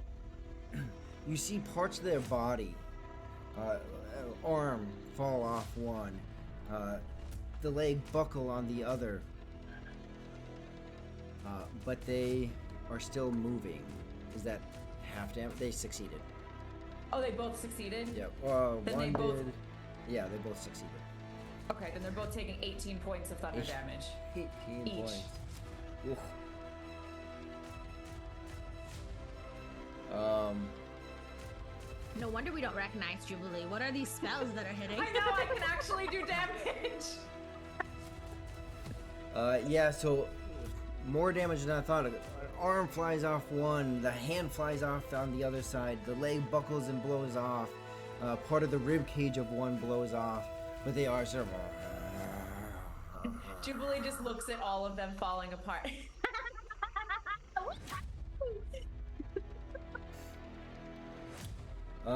That takes us. That's everyone so far, then, right? No, I haven't gone. You haven't gone. Cricket, what are you doing? I'm gonna look over, see Jubilee do that. Nice job. Looks like you've got those handled over there. And I'm gonna look at the ones that are to the left. I'll see what I can do with these ones. And then I am going to cast Summon Nature's Ally. At the second level. And I'm gonna use it to try and cast or summon 1d3, so we'll see. It could be 1, could be 2, could be 3 dogs. Okay. In addition to bear. I'm just like the dog whisperer right now. So let me see. Summon puppies. Yes, That's all the nothing to bark puppies. at. Just really feral puppies though. Like they're like gripping. They're like rabid dogs. Bear For doesn't real, look though. rabid, but they definitely do. So that's 2 more. Two more. Mm-hmm. So, and then I also have bear. So I'm actually gonna send summon it. I can summon it like a little bit further away from me. Yeah, 25 feet. So I'm gonna summon them sort of closer to the far ones so that they can use their movement and hopefully reach the far ones. The two furthest ones? Yeah. How far are they from me? 60 feet, you said? Or From something. you, might be a little bit, actually. Yeah, 55 feet and 45, 43. So I'll use my movement to get up close so that I can attack one myself too. Right, and you do have this one directly in front of you. Great. I'll move up to him. So I'll And you're able to summon the dogs next to these other two? yes. Okay. You have one Yep. dog over there. Yep. And then one next to, and I'll send bear after the other so they're all occupied.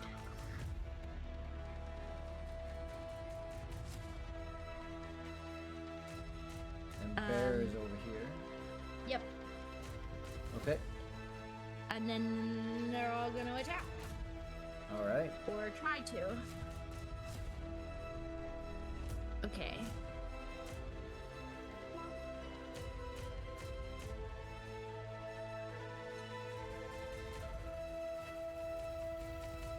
Oh boy.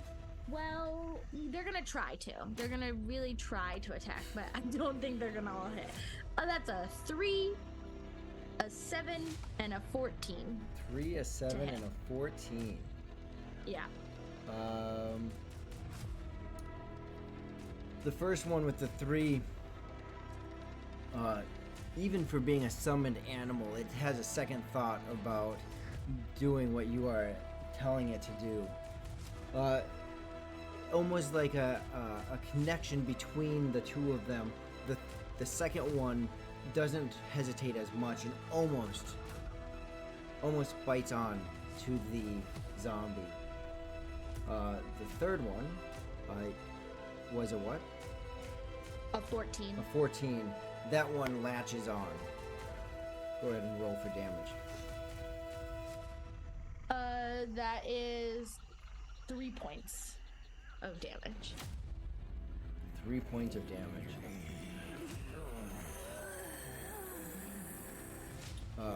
As that dog bites on, pulls its head and the leg comes off at the shin, but you still hear all of.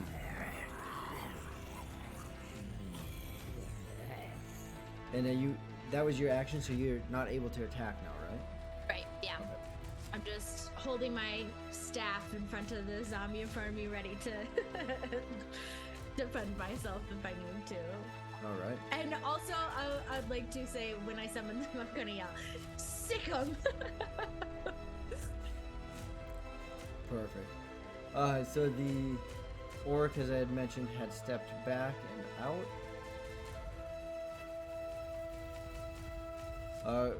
Rihu is gonna take his action. And he's going to finish climbing up.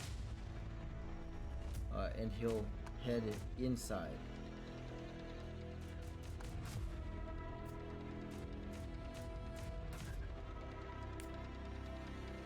And that will take us through all of you guys, right?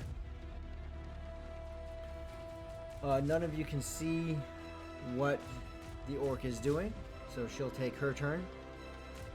The zombies, though,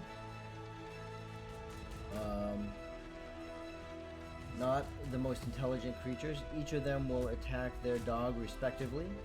The one in front of you will attack you, Cricket.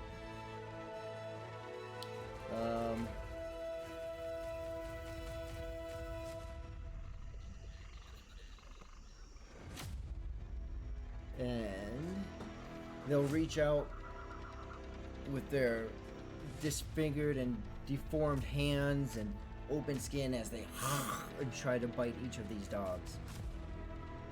First dog on the left will say the dog to the dog in front of you is Bear. Okay. So first dog is a summon dog. And do you have the AC for them? 13. So that's a miss with a 7. Second dog. The zombie reaches down.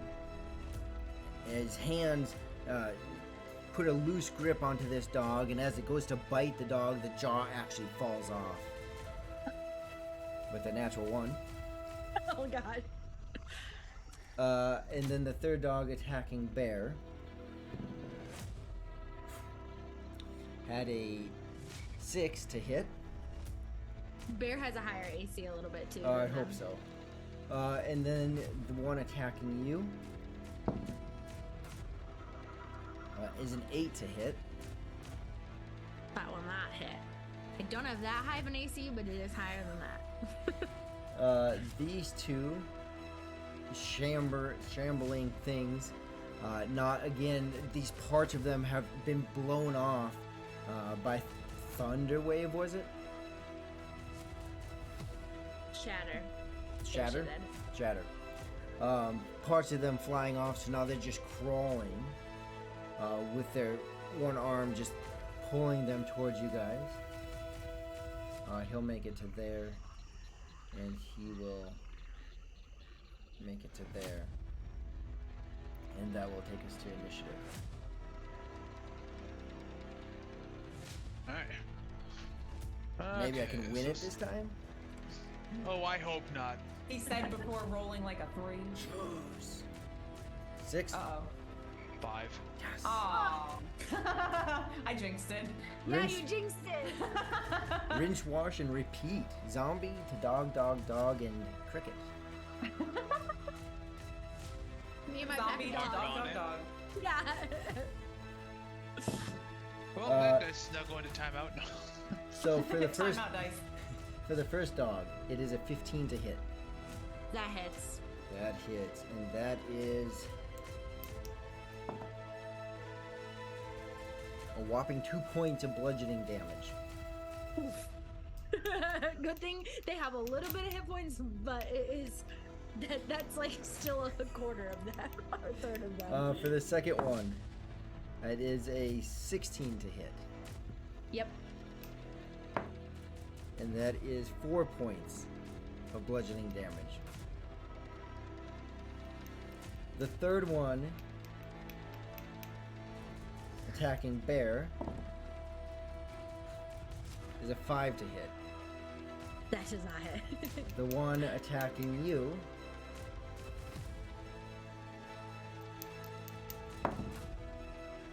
is a 22 to hit. That hits. He lumbers, throwing his arms over you and over your staff, just sloppily hugging you as his jaw, his head, whole head whips in at your neck and takes a bite for 3 points.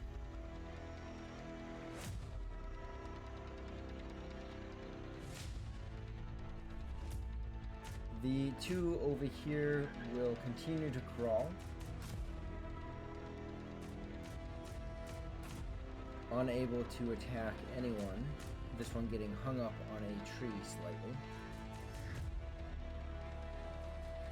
You hear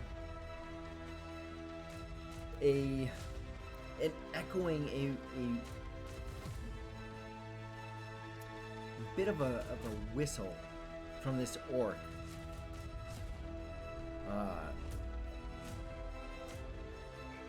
As she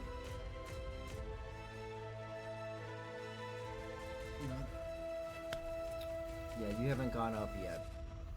So you hear this weird whistle or call of sorts.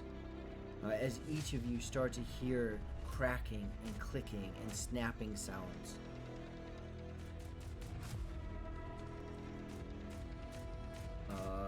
And the rest of what she knows is unknown. But each of you hear these sounds. That takes us back to the top of the initiative. I'm running up the stairs. Oh, I'm taking. Yeah, we haven't acted yet. Yeah. that's right. Each of you need to go. So, Vantalord, you're able to make it up the first set of stairs. And you're I'm able... taking my action too to also do the second 20 feet. Okay, so you get up the first set across the room, up the second set. So your first floor onto the second floor, you can get onto the third floor for your whole movement. And That's over my to goal. the stairs, okay? So you just, Raja and Rihu, probably even you guys outside, are just hearing the metal and clanging of Vangelope as this big body of armor runs through this tower. A dwarf with a mission that's very upset.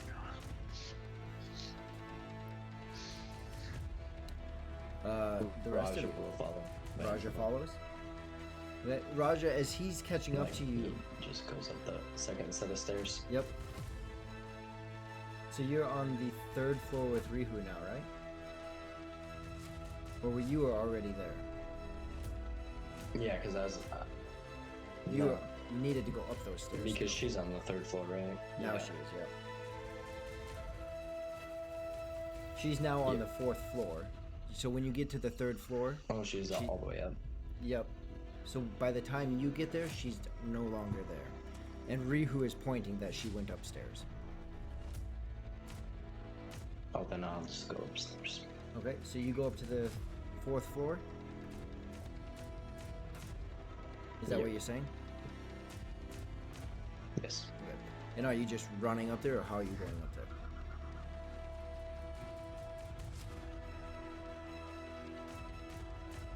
Well, I mean, what is it? Is it stairs or is it a ladder? It's stairs to get up there. In here, if you see it, it's a ladder, but it's stairs. The stairs are on opposite sides of the room each time. And then yeah, I'll run up, and well, I guess that depends on my movement. I'll run up. So you would have plenty of distance to just get to the top of the last set of stairs, without taking your dash. So you would take 30 feet to get there. Yeah. Okay. So you want to enter, hopefully, the same floor as her? Yeah, I was thinking of like once I get up on top of the stairs, rolling towards like the center, but I don't have movement for that. Okay. So when you get to the top,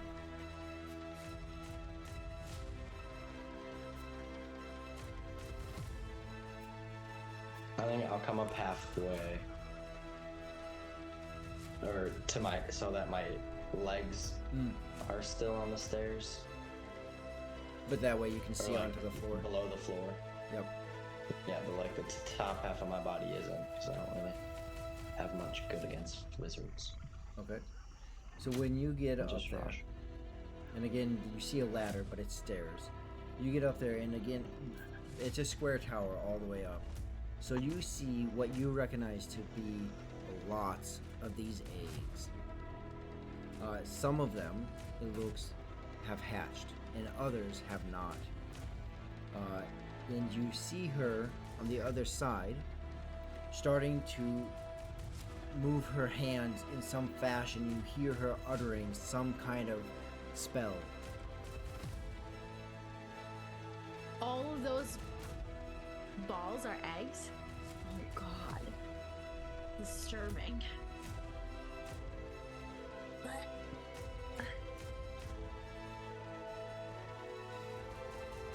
What do the rest of you do? Jubilee? Cricket? Try a Molotov cocktail. I'm just gonna Thinking. fight again. You can think I'll have all my dogs attack. Okay. Okay. Okay.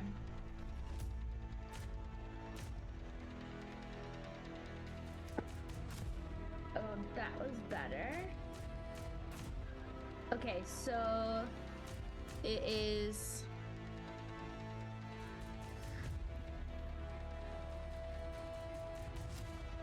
plus 2. 19 and 7 and 14. Alright, so 19, 7, and 14? Yeah. 19. First one, the dog lands a bite for the first time on this first zombie. Go ahead and roll damage.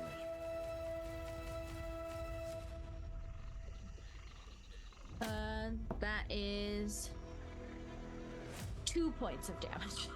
Okay. Listen, they're feral dogs, but they don't have big jaws. The second one was a 7. Yeah. That one just misses again on that bite. Third one was a 19. Yeah. And that's Bear. Go ahead and roll to hit. That hits. Yeah, that's 7 points. 7. Bear is stronger than these little ones. Alright. And the one in front of you, are you just enjoying Oh its yes, hug? yeah. I'm gonna try and swing at it with Okay. my staff. Mm-hmm.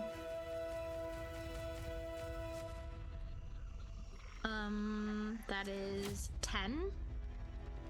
10 to hit. Mm-hmm. You try to pull it away, the mouth comes off. You back up and you jab it with your staff. Go ahead and roll damage. That is 6. Alright. You see, you hear this suction noise of liquid and organs as your staff jabs through it and you pull it back out.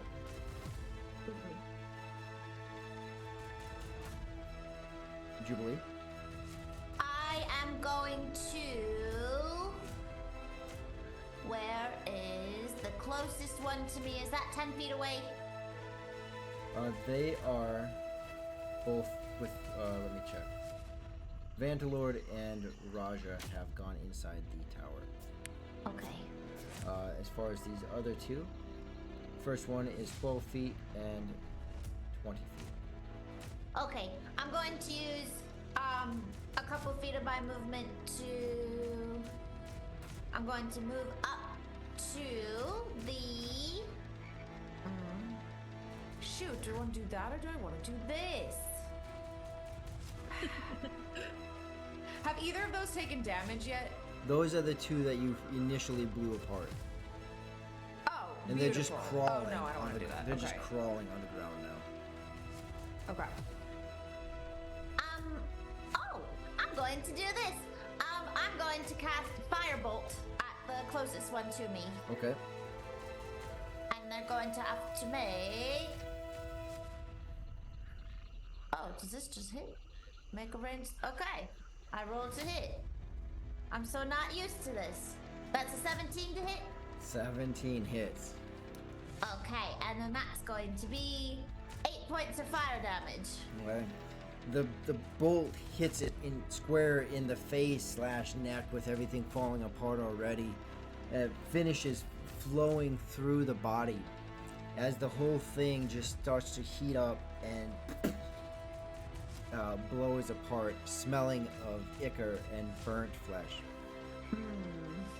Clearly dead.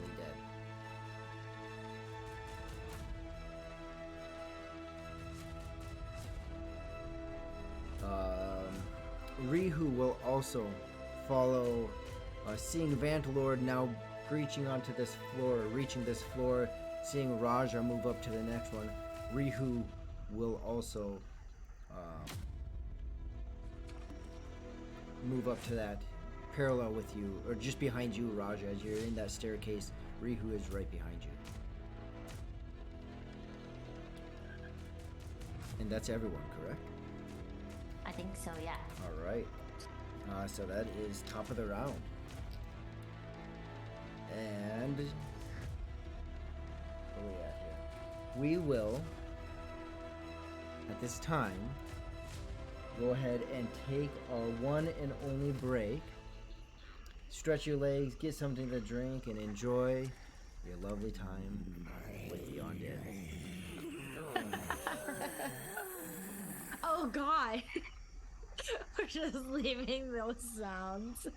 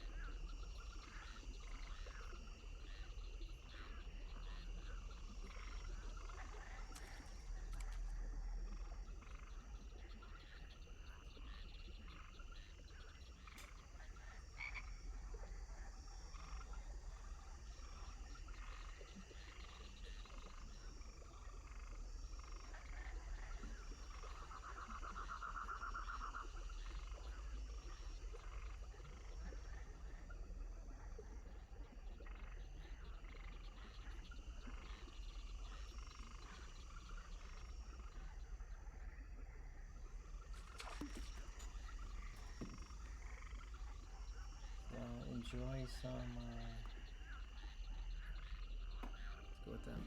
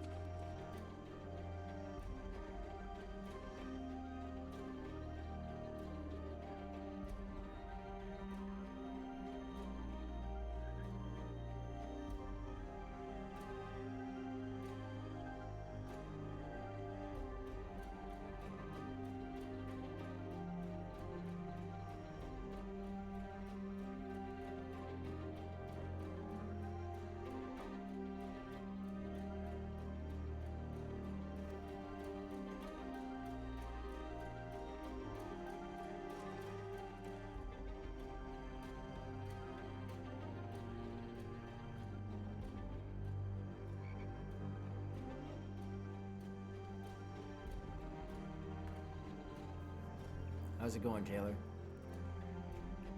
This is so fun.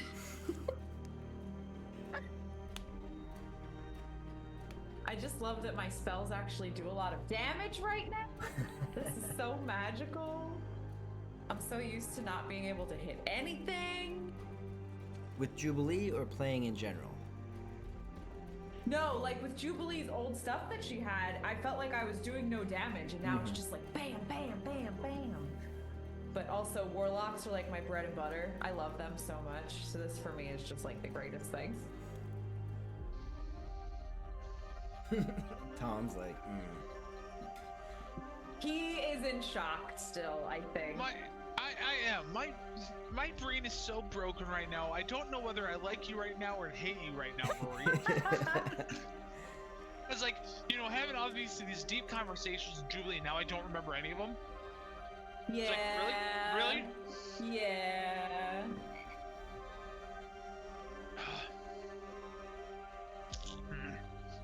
And of course, you know, I start rolling my next character, thinking about what I'm gonna do, and I was thinking about doing a warlock, and now Jubilee, I'm like, no, I don't want to do it. I want to do something a little bit different. well, hopefully Vandalord never dies.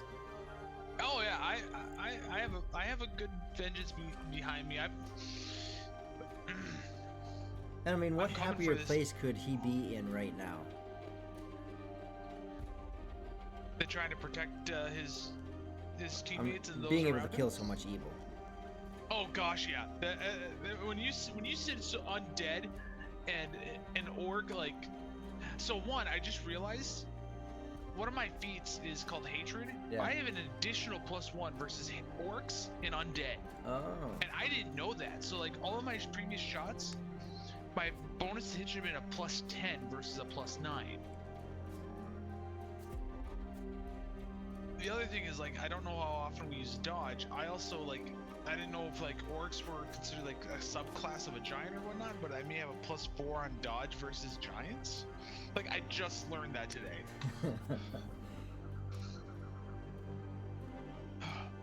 And by the way, Merry Christmas. Merry Christmas.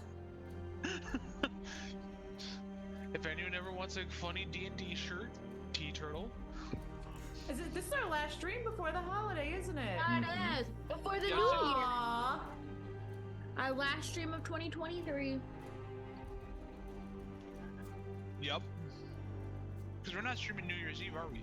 Correct. See, when Rory titled it Death, he just meant death to 2023. He didn't mean. Yeah. Death 2023. We'll go with that, huh? That I one. like- Not Yeah.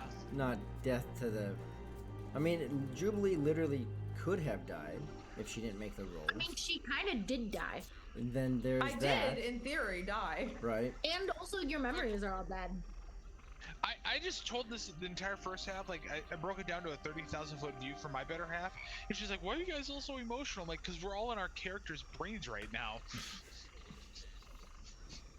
And we'll go ahead and hop back in. I'm sure Skylar is nearby-ish, but Well, being that I lost the initiative roll, someone else has to take over and actually avenge my death. No.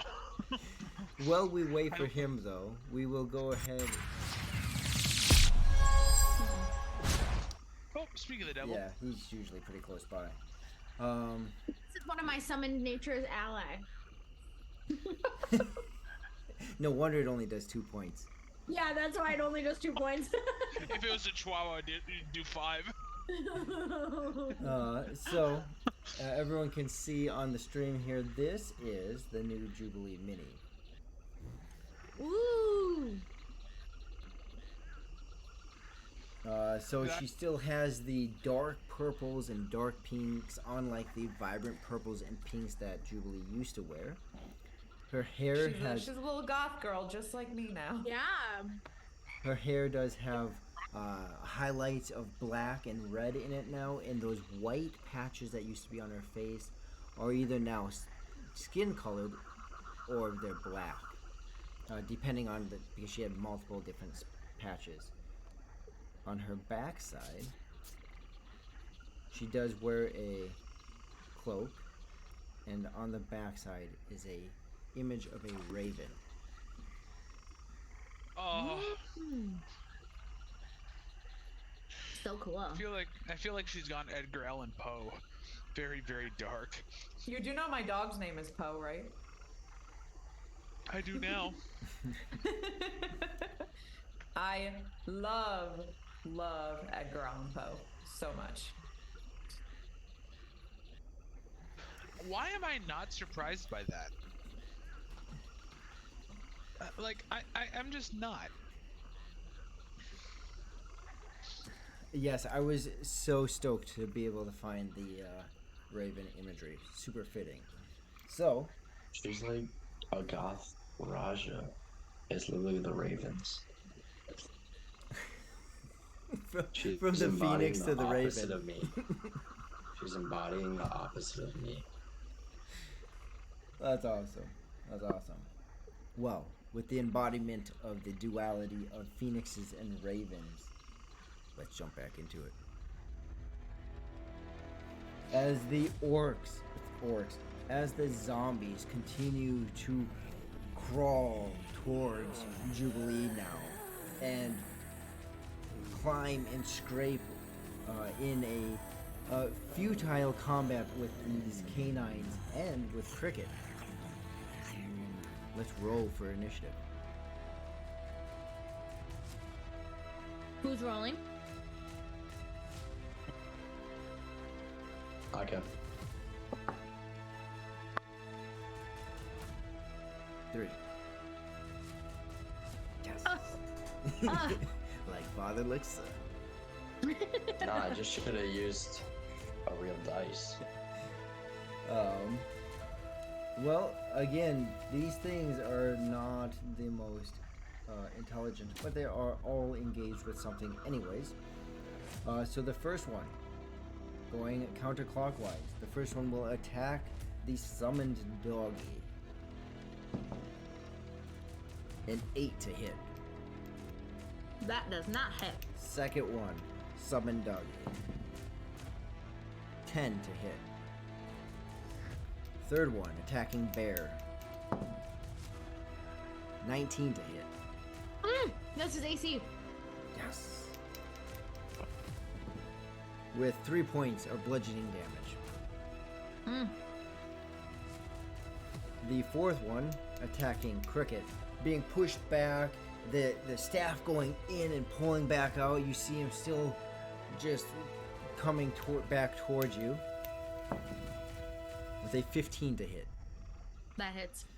He almost just falls back onto you, his arms whipping around, grabbing you as he throws his head in for another bite. your face is I wonderful. know. I watched too much Walking Dead. I refuse. can imagine. I refuse to watch this show. I like zombie stuff. Oh my goodness. Well then you should be very embracing of this 6 points of damage. No. Katie likes zombie things. Cricket does not. Cricket's like, no. No. That Points you said? That was 6. 6 points of damage.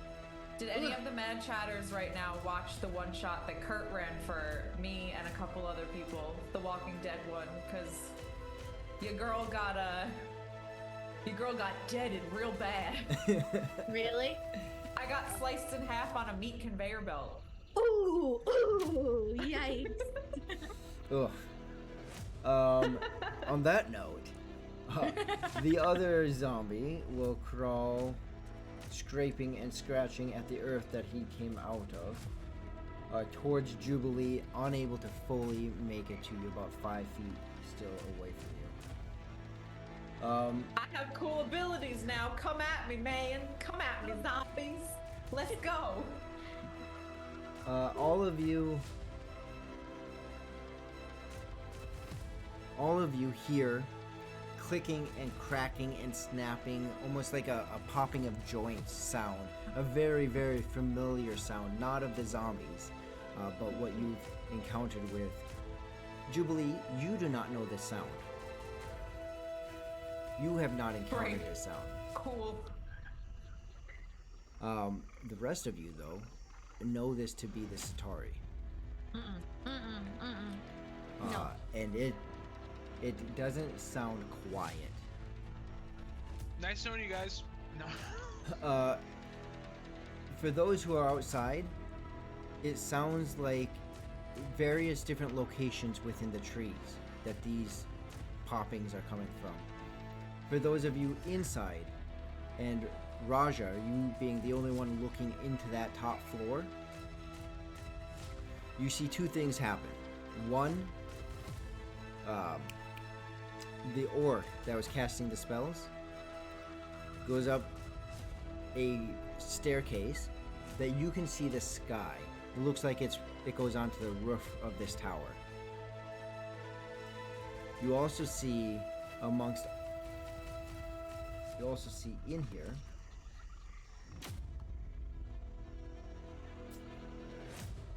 all these eggs, more eggs than you've seen before. Some hatched. It's unknown unless you take some time. You see a decent amount hatched.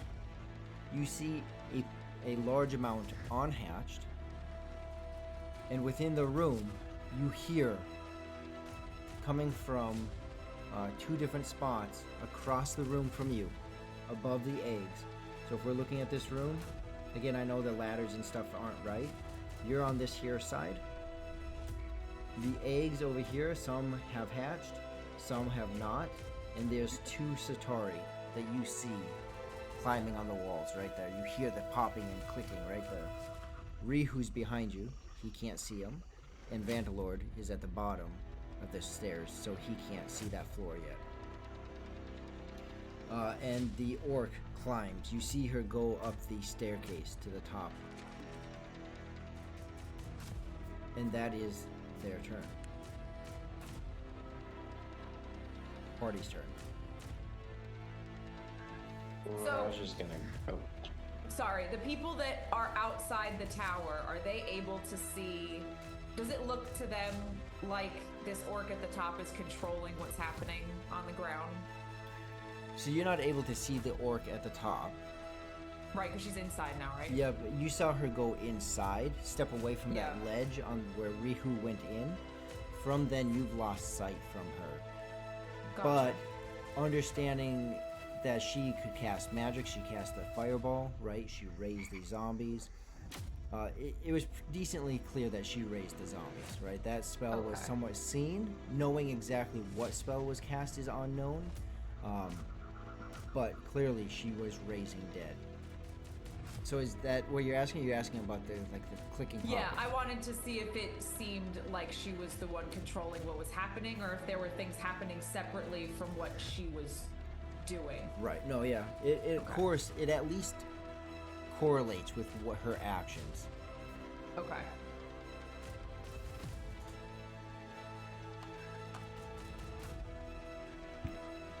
And then I still have that zombie that's what, like 5 feet from me? 8 feet, something Five. like that? Yep. Right in front of you. Well, 5 feet away from you. Oh, he's 5 feet now. Yeah. I would like to. I will cast Sword Burst. So they have to make a dex save.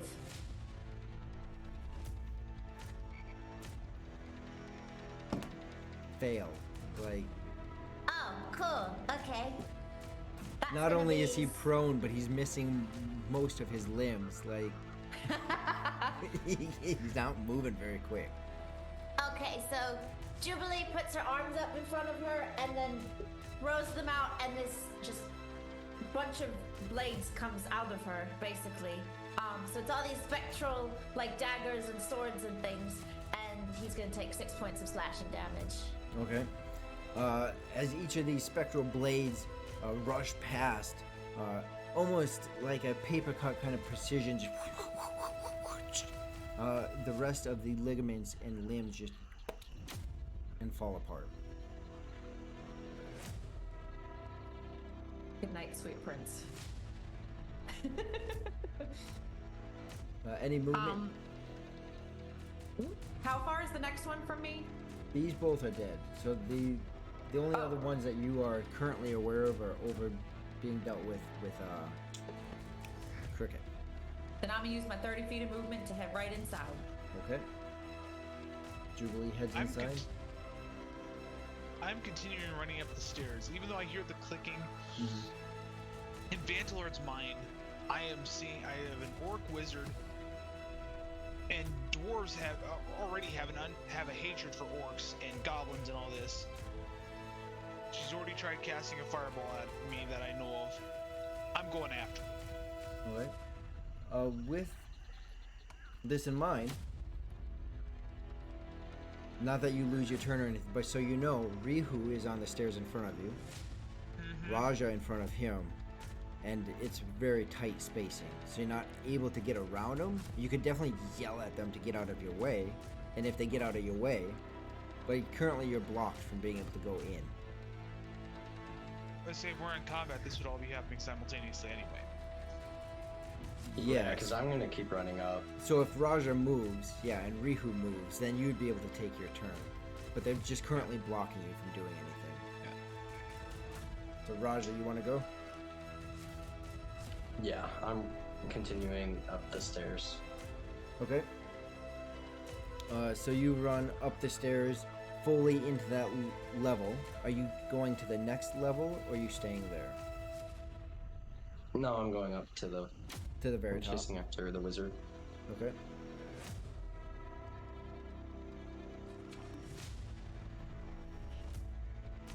So that would be, you're already there, so 10 feet over, up. So you're able to make it to the top,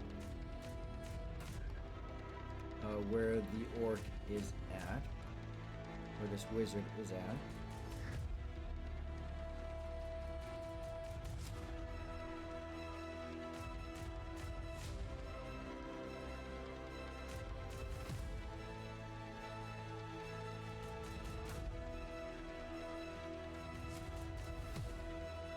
And you see her on the other side, about 20 feet away from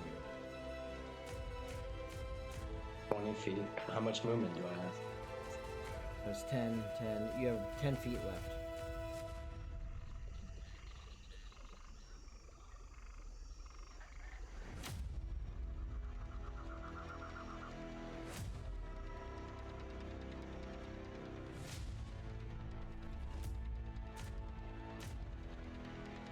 Then I'll get 10 feet closer to her, Okay. so that if she's got any radius spells or anything, like big radiuses, it's gonna be tougher. Trying to get her to At include least. herself in it. Yeah. Okay. Okay, you close some distance with her. Rihu is going to also. Let's see. He's right behind you, so he'll go into that room. He sees the Satari on the walls and all the eggs. He is going to follow your lead. And also come up those stairs.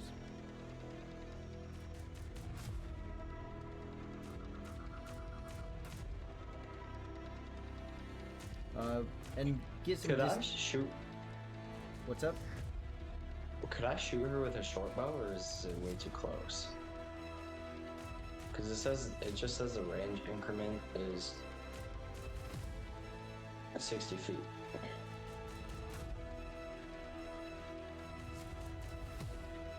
Yeah, I believe you. I don't see why not. You can shoot a close target. She's 10 feet away from you.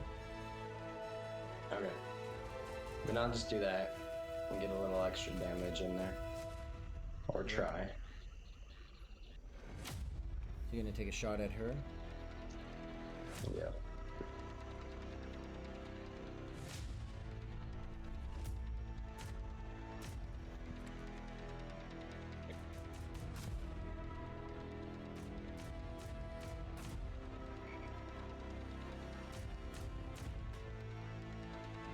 $14. 14. You quickly try to grab an arrow, knock it and pull back and fire.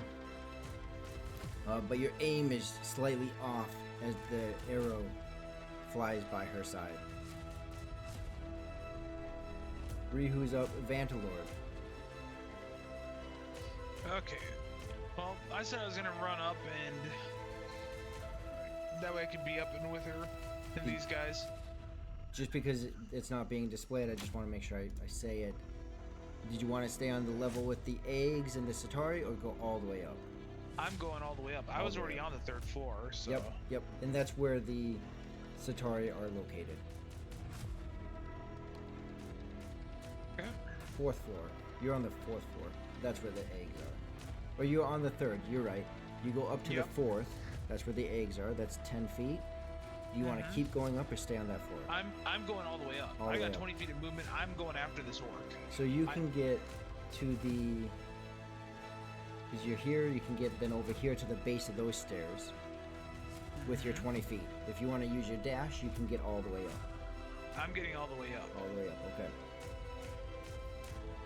So quickly behind you, you hear this loud pum pum pum pum pum pum pum as Vantalord also makes his way up. This orc's going down. I'm sorry.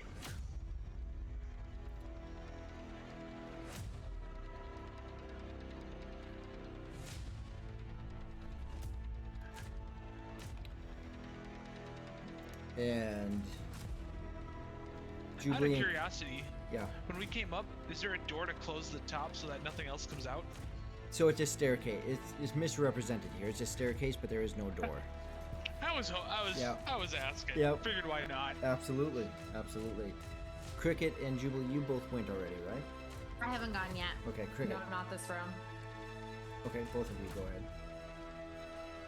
Oh wait, was that considered? Yeah, you did. Yeah, You did, right? You did Okay, you- going yeah. inside. Yes, got it.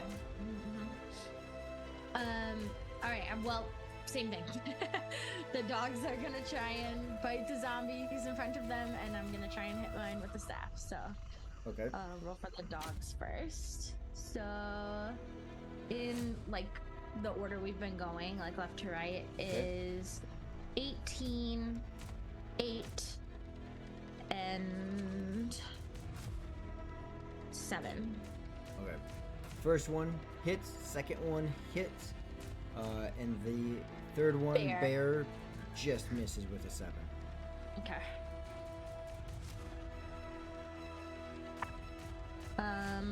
The first one is 4. The second one is also 4.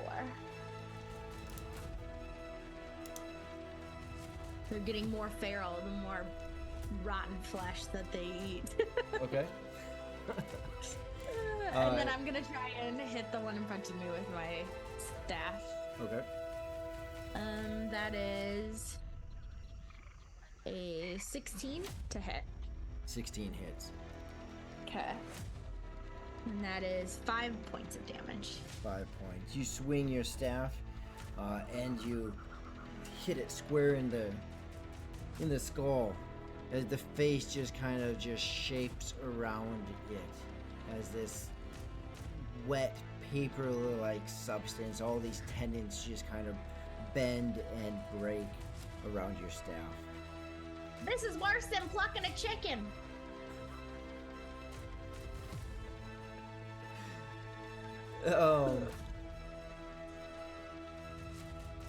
Did I go? You guys went first, right?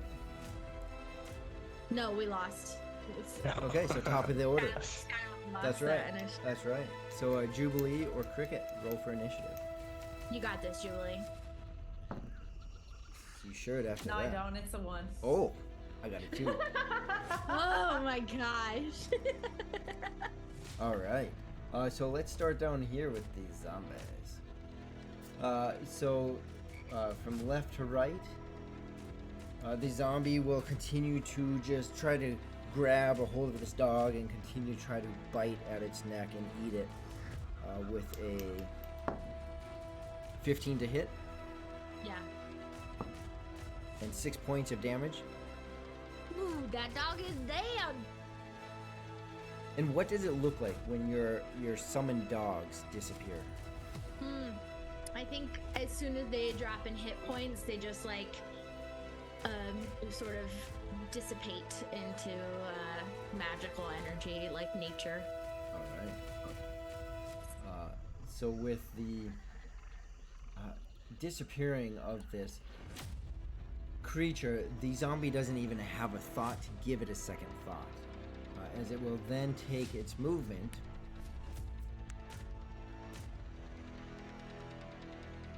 over to Cricket. As suddenly a very slow but steady zombie makes its way next to you, Cricket. The second summoned dog. The zombie goes to bite at it and slips off to the side and is laying on the ground with a natural one. Oh, jeez. And the one attacking Bear is a natural 20 No. and a 15. 15 damage. 15 to hit. Oh, 15 to hit doesn't hit technically, hit. but Okay. yeah. So regular hit with 2 points of bludgeoning damage. As the zombie manages to get a tight grapple on the on Bear, but isn't able to figure out how to bite it appropriately, and only causes 2 points of damage. The one in front of you, the other one has already attacked, so just the one is attacking you. With a 17 to hit That hits. and 7 points of damage. Oof.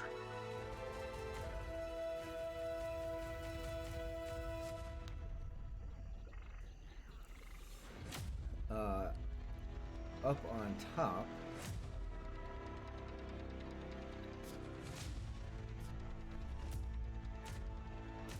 the three of you stand across the room, or across the roof of this building, face to face with this orc. She looks at each of you, scoffs at each of you.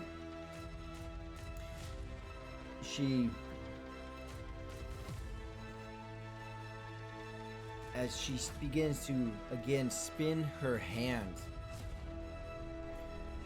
she yells out,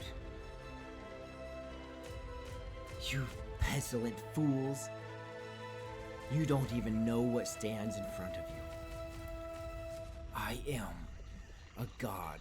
I am who you will serve, whether in life or," and she looks around, suggesting this whole area, "or even in death."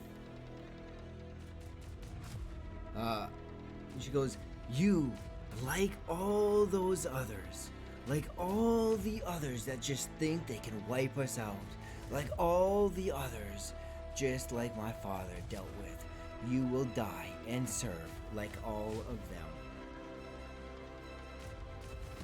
And she, Girl, no.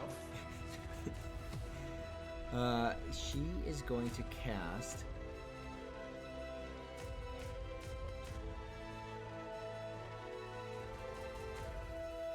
where's it at?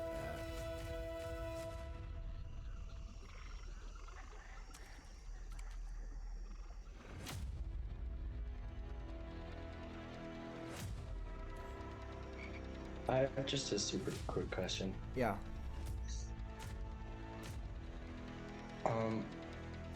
If something only takes damage from magical weapons or magical stuff, then does fall damage do anything to them?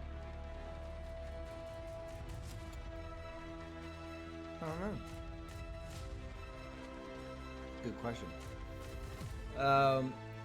So she is preparing and she casts a spell as this green light starts to emanate from her hands. She will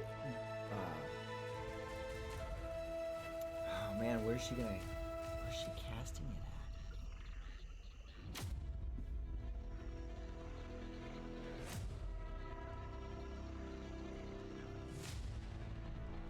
she'll cast it at the staircase itself, not necessarily at any of the three of you, but somewhat centered between the three of you. As she releases this green ray, fires from the skull that she has in her hand.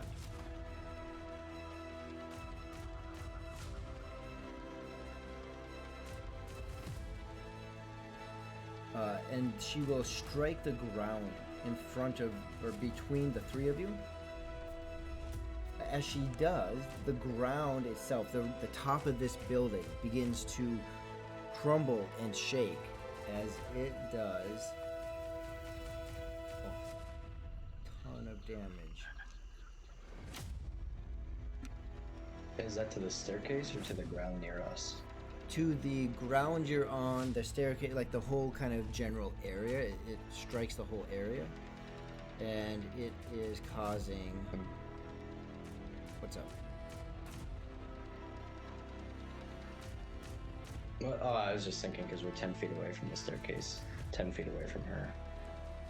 Yeah, she's So I centered. wasn't sure if she was casting it at the. Go ahead. It should cause damage to her as well.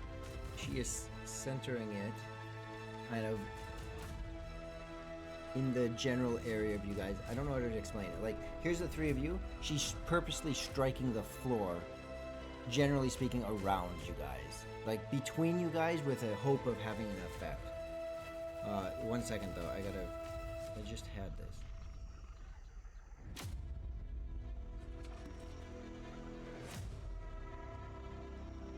Sorry, guys.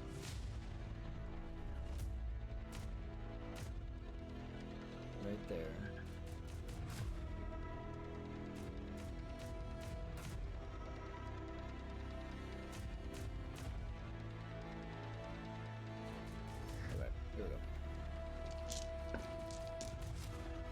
Okay, here we go. Do.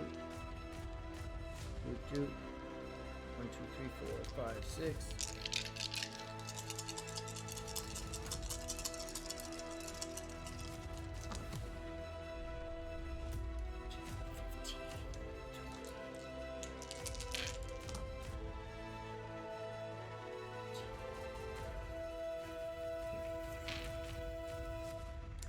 Okay. So this green ray hits the ground.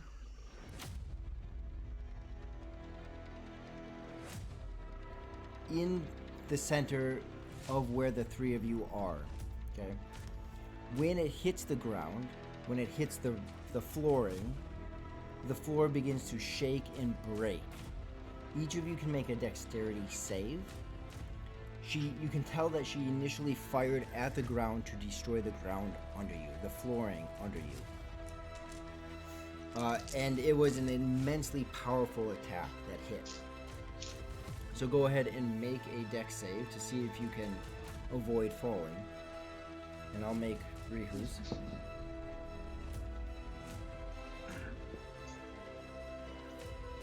The reflex save? Yep. Make a reflex save. I rolled a 22, 23. which means I rolled a nat 20. So her I wish that I had the luck that you have with natural 20s, because if I'm lucky if I get Okay, so- maybe one a session. So before session, I rolled all my d20s, and they all rolled less than 10. Then I walked away after threatening them. If it makes you feel better, Taylor, I have rolled a lot of d20s tonight because I'm rolling for 3 dogs and myself, and I have not rolled 120. So I know. I'm going between all my dice, and I'm to the point where I'm now using my wife's dice, just to make sure that I can keep them threatened. Well, while we're on the subject, if anyone would like to make me another dice bag, this one's supposed to hold 11 sets and it's overflowing. So. So she casts this ray. It strikes the ground. The ground starts to not just crumble and break, but parts of it, especially around where the ray actually hit. You guys see the ground not disappear, but turn almost into a dust as it breaks down to its basic compounds. The power of the hit was so strong that other chunks of the ground under you did break. Raja, what did you have? 23. 23. Vantalord, you had a 22 with a I natural rolled a 20. 16. Yep. Okay. Rihu, the flooring under him was weaker and it broke as he falls down to the next level, with also big chunks of this stone falling, other parts like breaking down to the dust. The two of you manage to just barely stay on. There is a ledge that remains around the outside of this. Okay. I'm gonna cast my Smite Evil, which says, I choose one target in sight, and I add my charisma level and my paladin level, and that's added to all my attack rolls against it. If it is a evil subtype or an undead creature or an evil aligned dragon, it becomes 2 points of damage per paladin level. And I'm casting that on her, the orc across from us. Okay. And then I'm gonna yell at her saying, "You may think you're a god, but I serve one who's far greater." And I throw my dagger of teleportation at it, knowing that I'm gonna use one of my last 2 charges. Okay. Go ahead and roll to hit. What if she's actually good? That'd be a crazy twist. Well, either way, she's an orc. I have a plus 10 to hit. I rolled a 19. Okay. So 29 to hit. No, it was 19 total. Oh, gotcha. The lowest dice. Well, I guess this one's gonna have to be rethreatened. So for her, that does hit. The dagger barely sticks into her.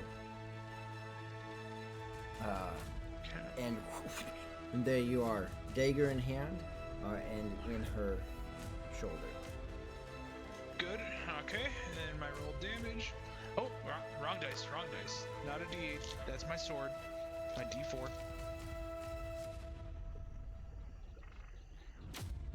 And that is 7 points of damage with my modifier. 7 points of damage. Dagger sticks in. And- You hear. You may think you're a god, but I serve up soon. As I say that, I rip the dagger out of her shoulder. Okay.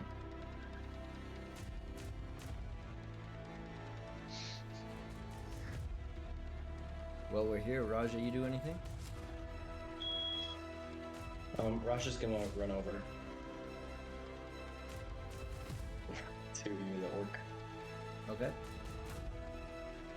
And when I get there, I'm gonna say, "Nobody gave you permission to speak." And then hit her with the Morning Star. I'm kind of trying to hit her hard enough to kind of knock her over the edge Okay. ish, or at least get her closer to the edge. Right. Okay. Go ahead. You take a swing, trying to batter off the tower. Yeah. Now, what is flanking for rogues? Is it the same as everybody else? It's the same. Okay. I wasn't sure if it was just all around as long as there's another. I don't remember what class that was. Definitely for. increased threat, and yeah, I know what you're talking about. But being on the other side will get that flank.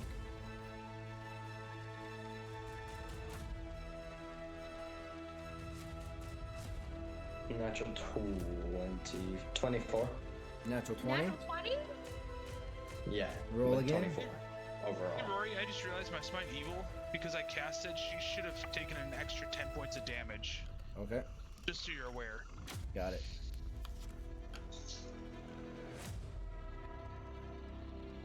Wait. Why did I roll another D20? You're confirming the crit. 15. 15. The second time. Yeah. Okay. 15 does not hit. So it still overall hits.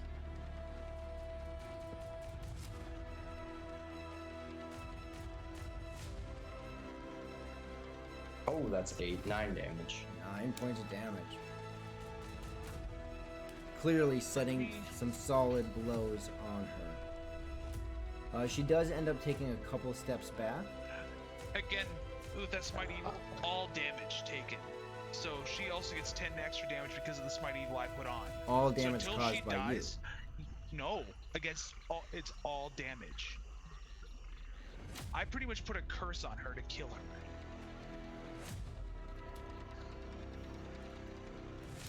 And that's 19 All damage, then. yep. All damage rolls made against the target of the smite.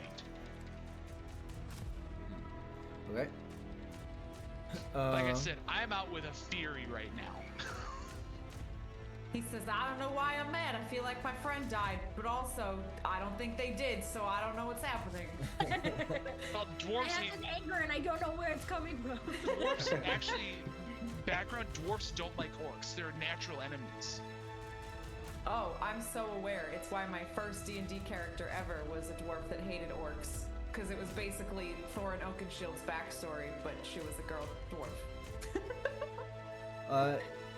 Jubilee and Cricket.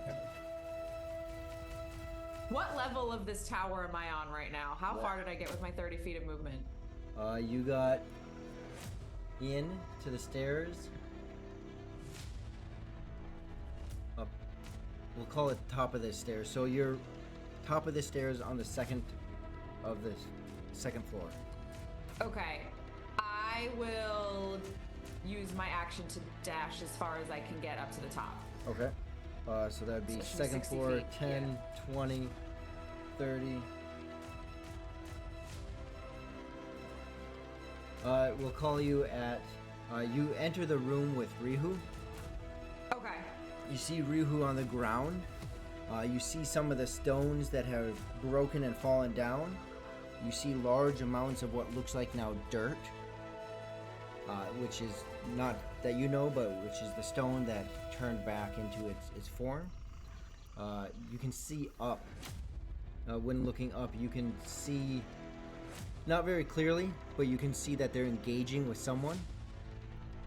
In this room, you also see these two Satari that are starting to move.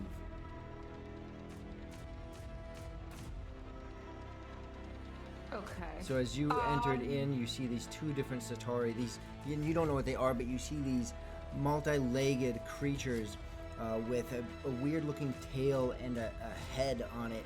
And you hear, as they move, you hear this clicking, popping, snapping sound. I don't like that. With And no Riku's clear on way the to get up. ground, like unconscious or just like fell? He's still conscious.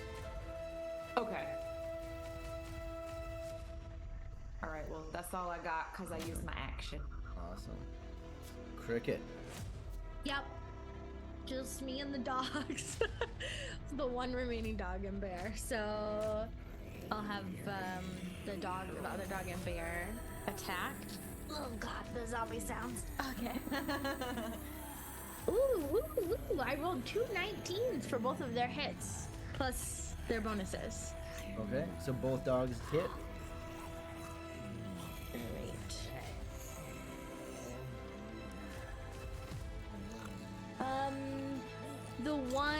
The summoned dog does 2 points. Okay. Oops. And bear does 6 points. All right. And in They're front both of still- you have they both they both are still They're both up. still alive. Oh okay. yeah. Oh yeah, don't say it like that. I mean, I'd two describe how they look, but they look decrepit and decaying. So. Yeah. I have 2 zombies in front of me now. Yep. Okay. The one that I have been hitting, Yes. he looks probably Decrepit more and decaying. falling apart. Yeah, okay. They're all decrepit and decay. He's less intact than the other one, though, I think. I'm gonna try and hit him with my staff, I guess. Okay. Oh boy, that's probably not gonna hit. That's a 7. 7 to hit. Mm-hmm. All right. 7. You just it's such tight quarters now with this second one on you. You just miss it. That.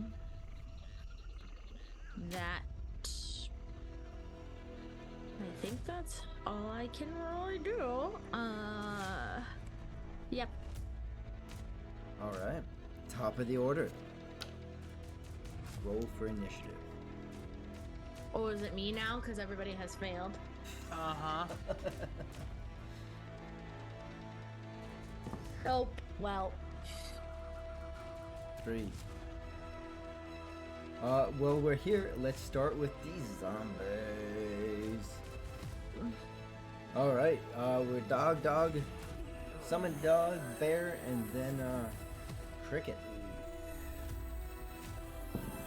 Summon dog.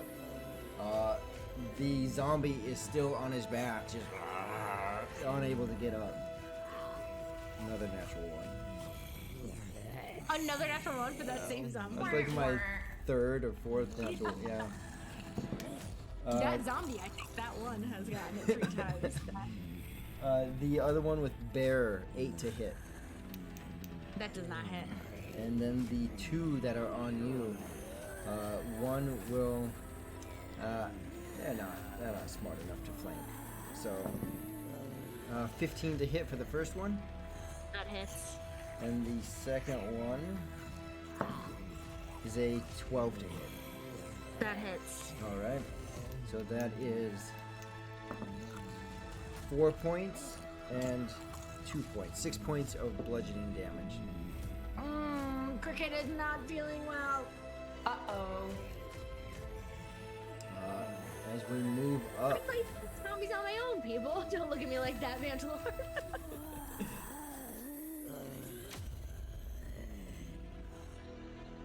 move up to the top. Rihu and Jubilee now inside this 4th floor.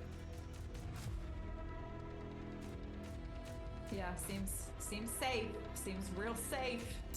Inside of here, again, you see these eggs. Some of them have hatched. Jubilee, no idea what these things are, but you see 2 of these creatures on the wall. Rihu yells out that to be careful and that they move quick.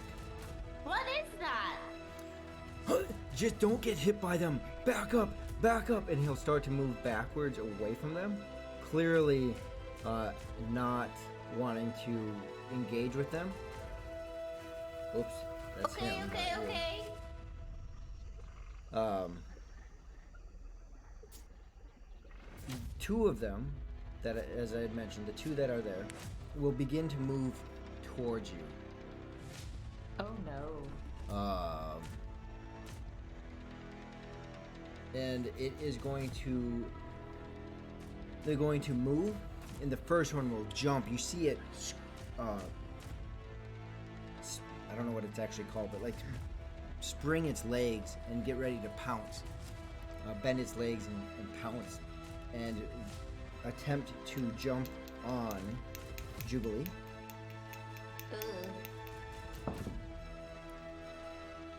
With a 10 to hit.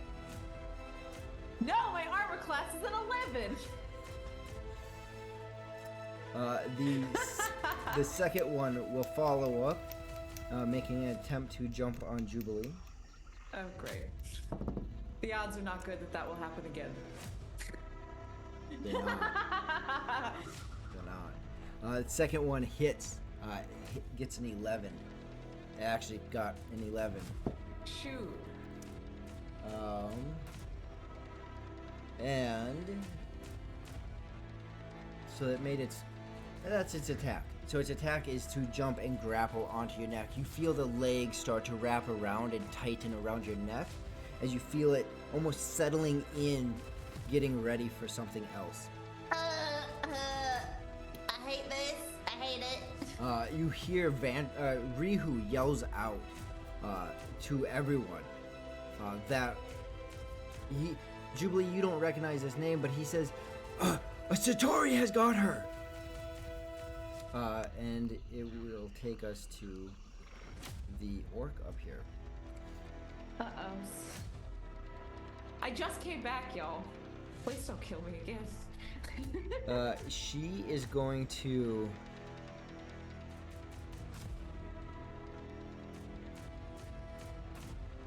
cast. Not that. Heavens no, not that. That would mess her up.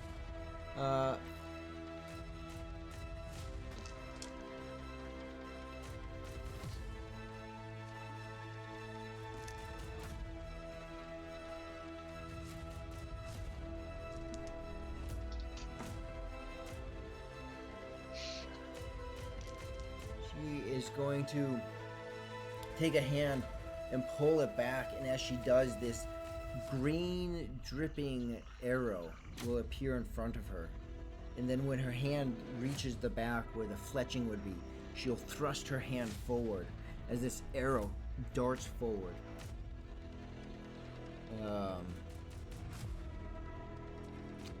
And she will, who's in front of her? She will cast that at Vantalord.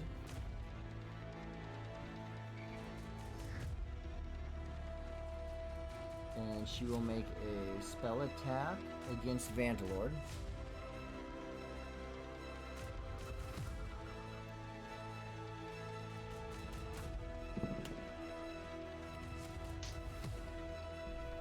As she thrusts it forward, in just a matter of seconds, Vantalord, you see this arrow as it hits your armor. And the liquid then, it hits, it strikes like an arrow, and you see the liquid then drip down as you see your armor start to sizzle and parts of it start to melt as this acid is eating away at it. And she causes D4s.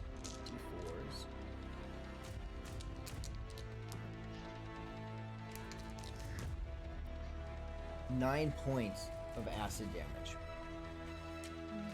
As it has now eroded a portion of your armor and moved through to your skin. You feel it as it burns at that skin. Give me a second.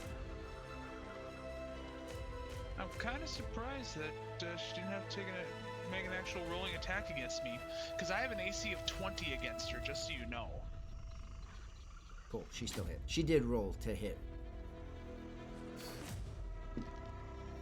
I am now thoroughly confused, but okay.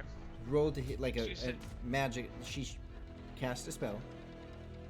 She had to make a spell cast to hit. And she hit you. Okay.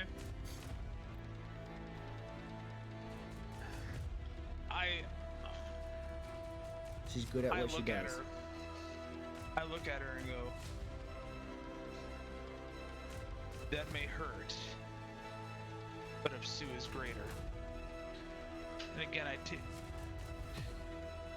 take my longsword and I grip it with both hands to do a two-handed attack on it. Okay. And I go, only if Sue will give me strength to defeat you.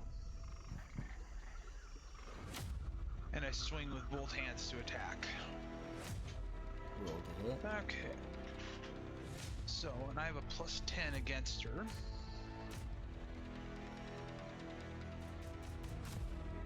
Does another 19 hit? 19, unless she can, and it doesn't look like she can do anything about that at this moment. The previous 19 hit, so. That's a reaction. 19 would hit unless she can do something about it.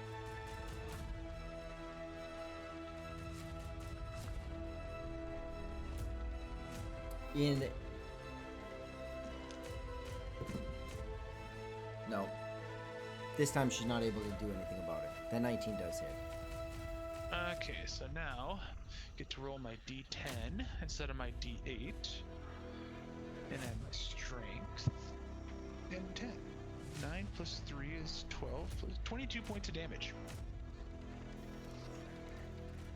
You see her step back, but she feels a ledge behind her. She feels her ankle or her foot hit the wall there. And she just curses you out. Just, "Argh!" And Oh, insisting that you will bow down to her. 23 points of damage. I added 3 instead of 4.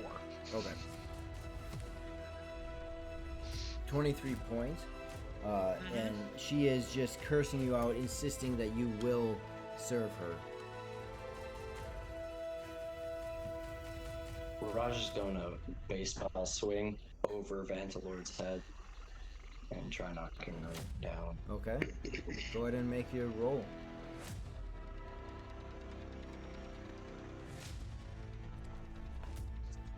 So 22. 22 hits. 22 hits. See if she can withstand that without falling. 18 damage. 18. Does that include the 10 from my Smite Evil? Yeah. Okay. You step a foot back and you swing. Vantalord, you feel the Morning Star, the breeze of it over the top of your hair as your hair flutters in the wind of it, striking her square in the chest. You could see that she was about to reach out with another spell, and I rolled, and she was unable to resist the force of that, and she does fall over the edge.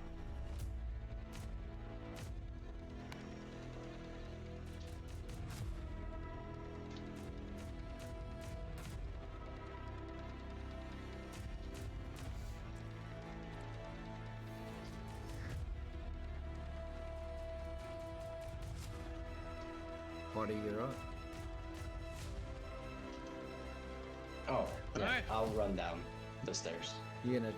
So the stairs where you're currently at are somewhat broken. I would imagine you're just gonna do your acrobatic thing and hop through. Aren't we still in initiative? I could also just drop down, yeah. You could, yep.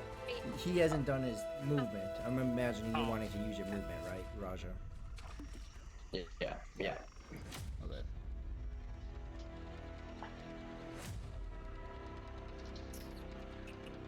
Pop that in there, and because they actually matter now.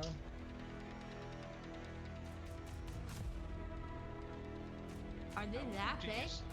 No. No, Oh. but I was not ready for them to be in here. I was like, that is massive.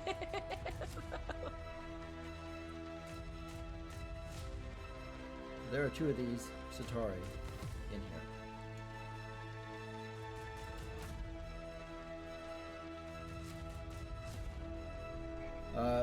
Cricket Yes. or Jubilee, either one of you. What are you guys doing? I Yep. would like to cast Witch Bolt on the one that is currently trying to be a face hugger. Okay. So you reach But I up have to and do it. Yeah, I'm gonna like touch it and cast it, but I'm gonna have to be at disadvantage because it's a ranged spell. there you go. Ooh, that's a dirty 20. That does hit this thing. Sweet. Okay, so that does. Wow, I haven't used D12s in so long. Oh my! 22 points of lightning damage. Who is this new Jubilee? You reach up and you grab it around its neck, and you cast, and it takes. Is it? It only affects the creature? A beam of crackling blue energy lances out towards a creature within range. Yes. It doesn't jump to you? No. Okay. No, because then what I could do is use my next action. I can keep Witch Bolt on this specific target and then use my action on my next turn to just continue to automatically do damage now, like it's stuck to it. Got it. So you reach up, you grab it. Rihu, both Rihu and Raja. Raja, you see this creature, you know exactly what's going on. You see it grappling around her neck. As she reaches and grabs and sparkling, and she's able to just grab it and drop it to the ground. You said 22 points, right? Yeah. Yeah. as it had not yet bit you. Is And Rihu? what's Is that? there a second one? There's a second one in there too with them, right? Oh yes. I suppose you want Rihu to attack it.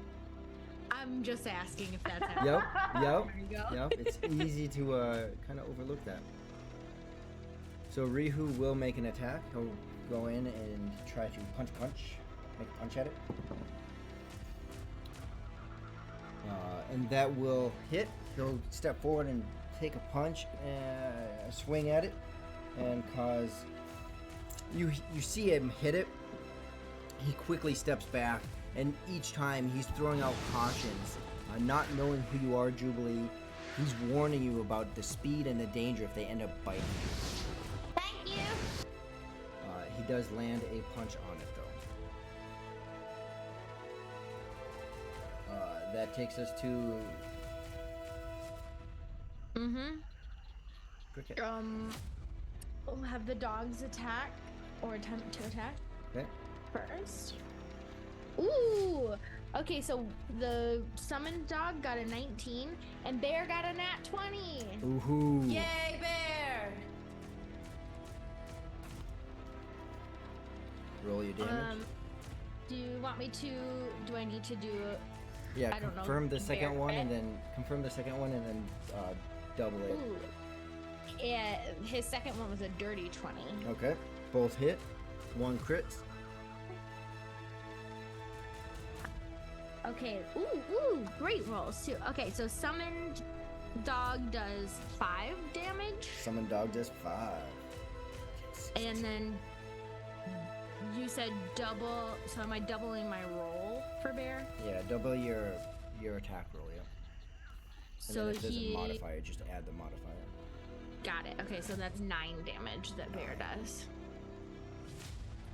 So the one that bear is attacking, the one the summoned dog is attacking, has moved into a crawling type of, unable to really do much.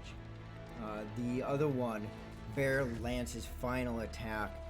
His head buries inside of it and just rips muck and guck and organs out of it as the zombie falls to the ground dead. And then afterwards he'll run over to me to help after. Okay.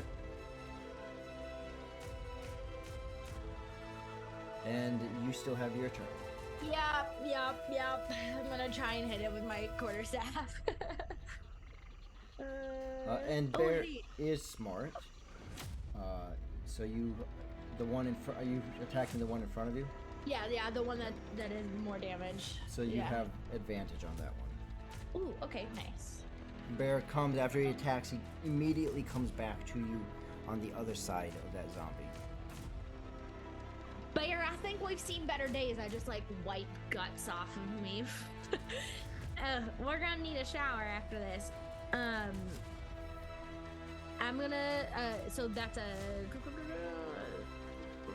17 to hit. 17 to hit the zombie. 17 hits the zombie. And that is 6 points of damage to it. 6 points to this one. Okay.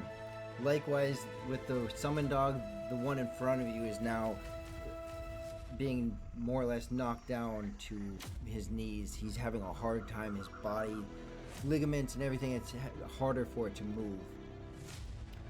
And that is all of you, correct? And I won that round, right? Mm-hmm. Yep. All right. Back And to you, Mantalord.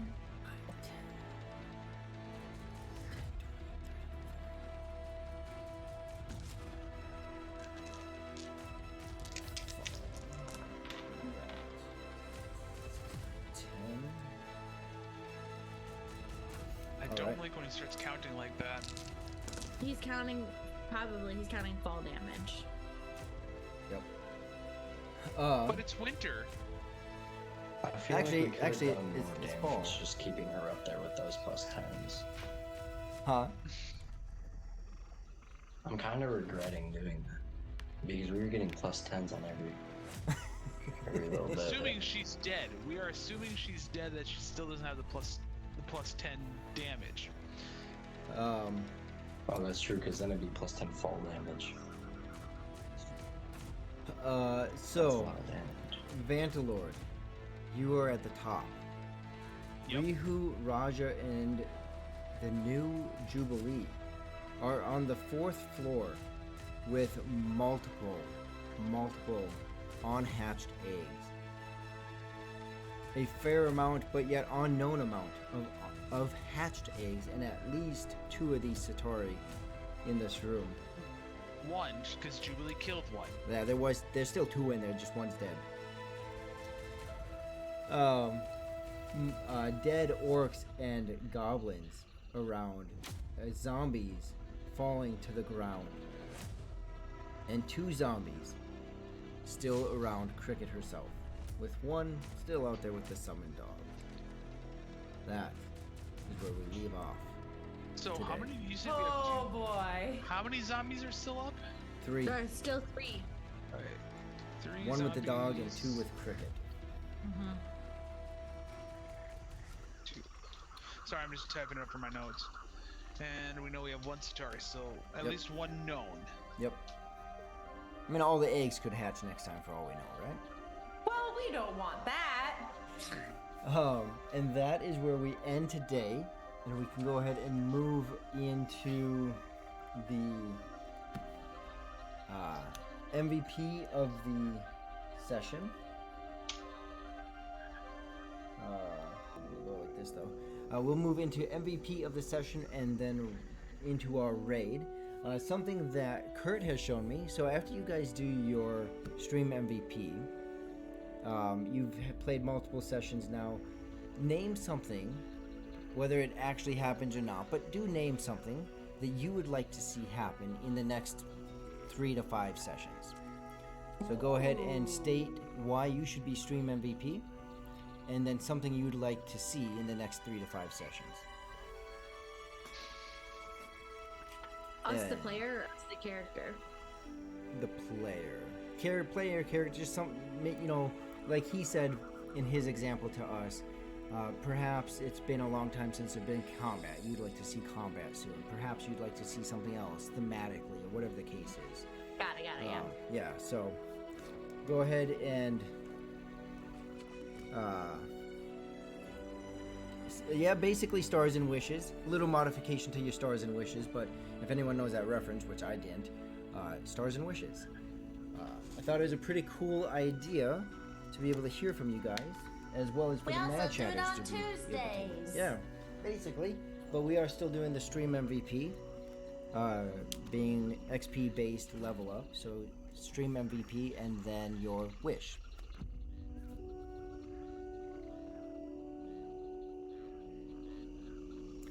Cricket, you can go first. Why should you be MVP and what is your wish?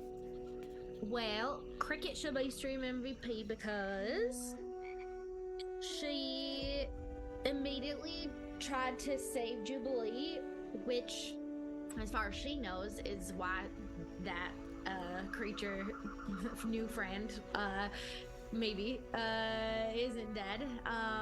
And also, before she lost her memories, helped contribute, as did everybody, to bringing Jubilee back from the brink of death. And also because she's holding her own against 4 zombies by herself, leading a pack of dogs and her. And she's not normally like the most combat heavy of the group, so yeah, I think that's fine. And what is your wish? Oh, my wish. I would really like to level up. I don't know if it's happening, but seeing everybody else at level 4 and 5, and I'm just cruising at mid-level 3, would be nice to level up. Okay. Let's go with Vantalord. Well, I would say Vantilor should be stream MVP for first one to make Jubilee cry on stream. That was fantastic. But also that Smite Evil against that orc, just driving with a passion to rid of that type of evil. Yeah, Smite Evil. I love it. That plus 10 bonus. And as I level up, it's only going to get stronger, just so you know. As far as the wishes, I would not mind seeing that hippogriff again. He flew away, we never saw him come back. As everyone already knows what I'm thinking. All right. Let's go with Raja. Raja, why should you be stream MVP, and what is your wish? You're muted.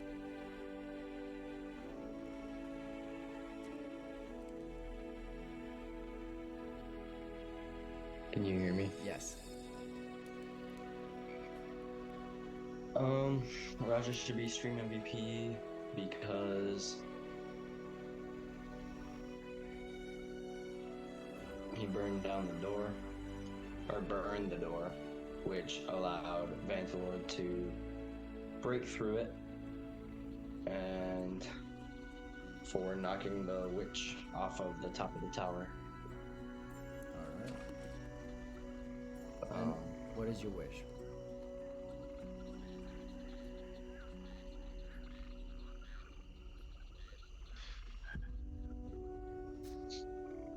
See Jimmy again.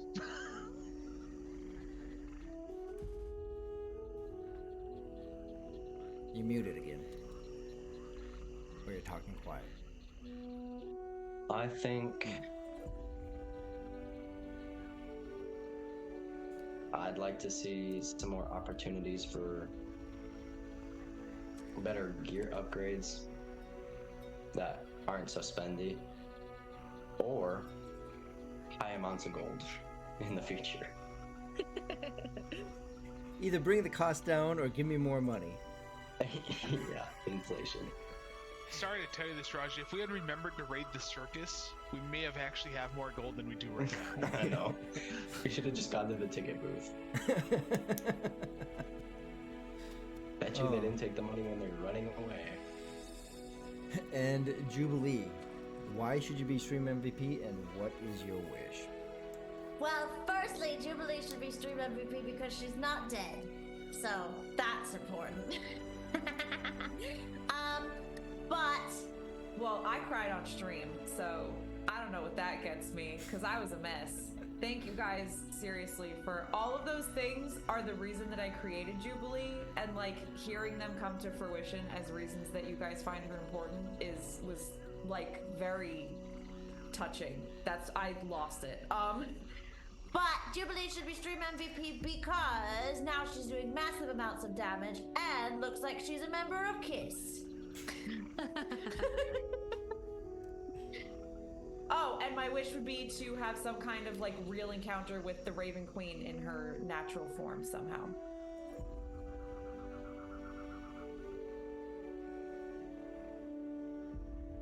All right, and the stream MVP poll is up. I think Raja would like to go more into what Zahara was talking about.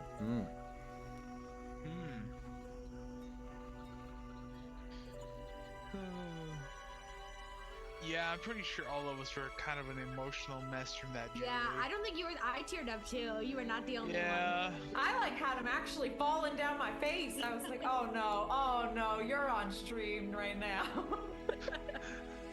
The only thing going through my head is miscongeniality when they're all just crying. Sorry, bad anachronism. I apologize. Funny reference though. 4-1-2.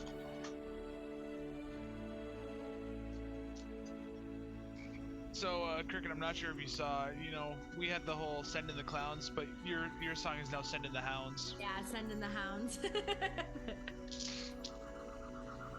It makes it easier for me to manage because they have the same, mostly the same statistics as Bear. It's just Bear's a little bit stronger. So I don't have to try and think about other animals and their different attacks and their different things. Like they're all doing the same thing, basically. Definitely gonna Unfortunately, I get gotta- added to my quick bar. Yeah. Yep. A dog.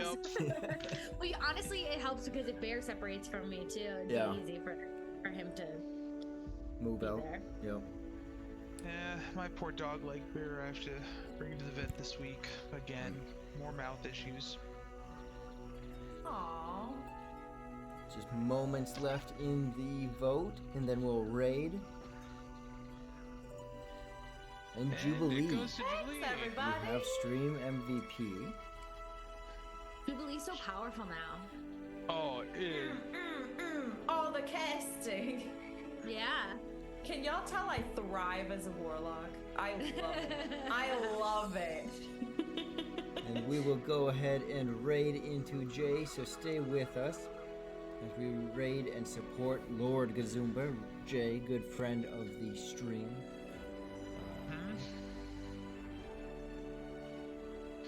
I should probably put the recap up from last session on Discord.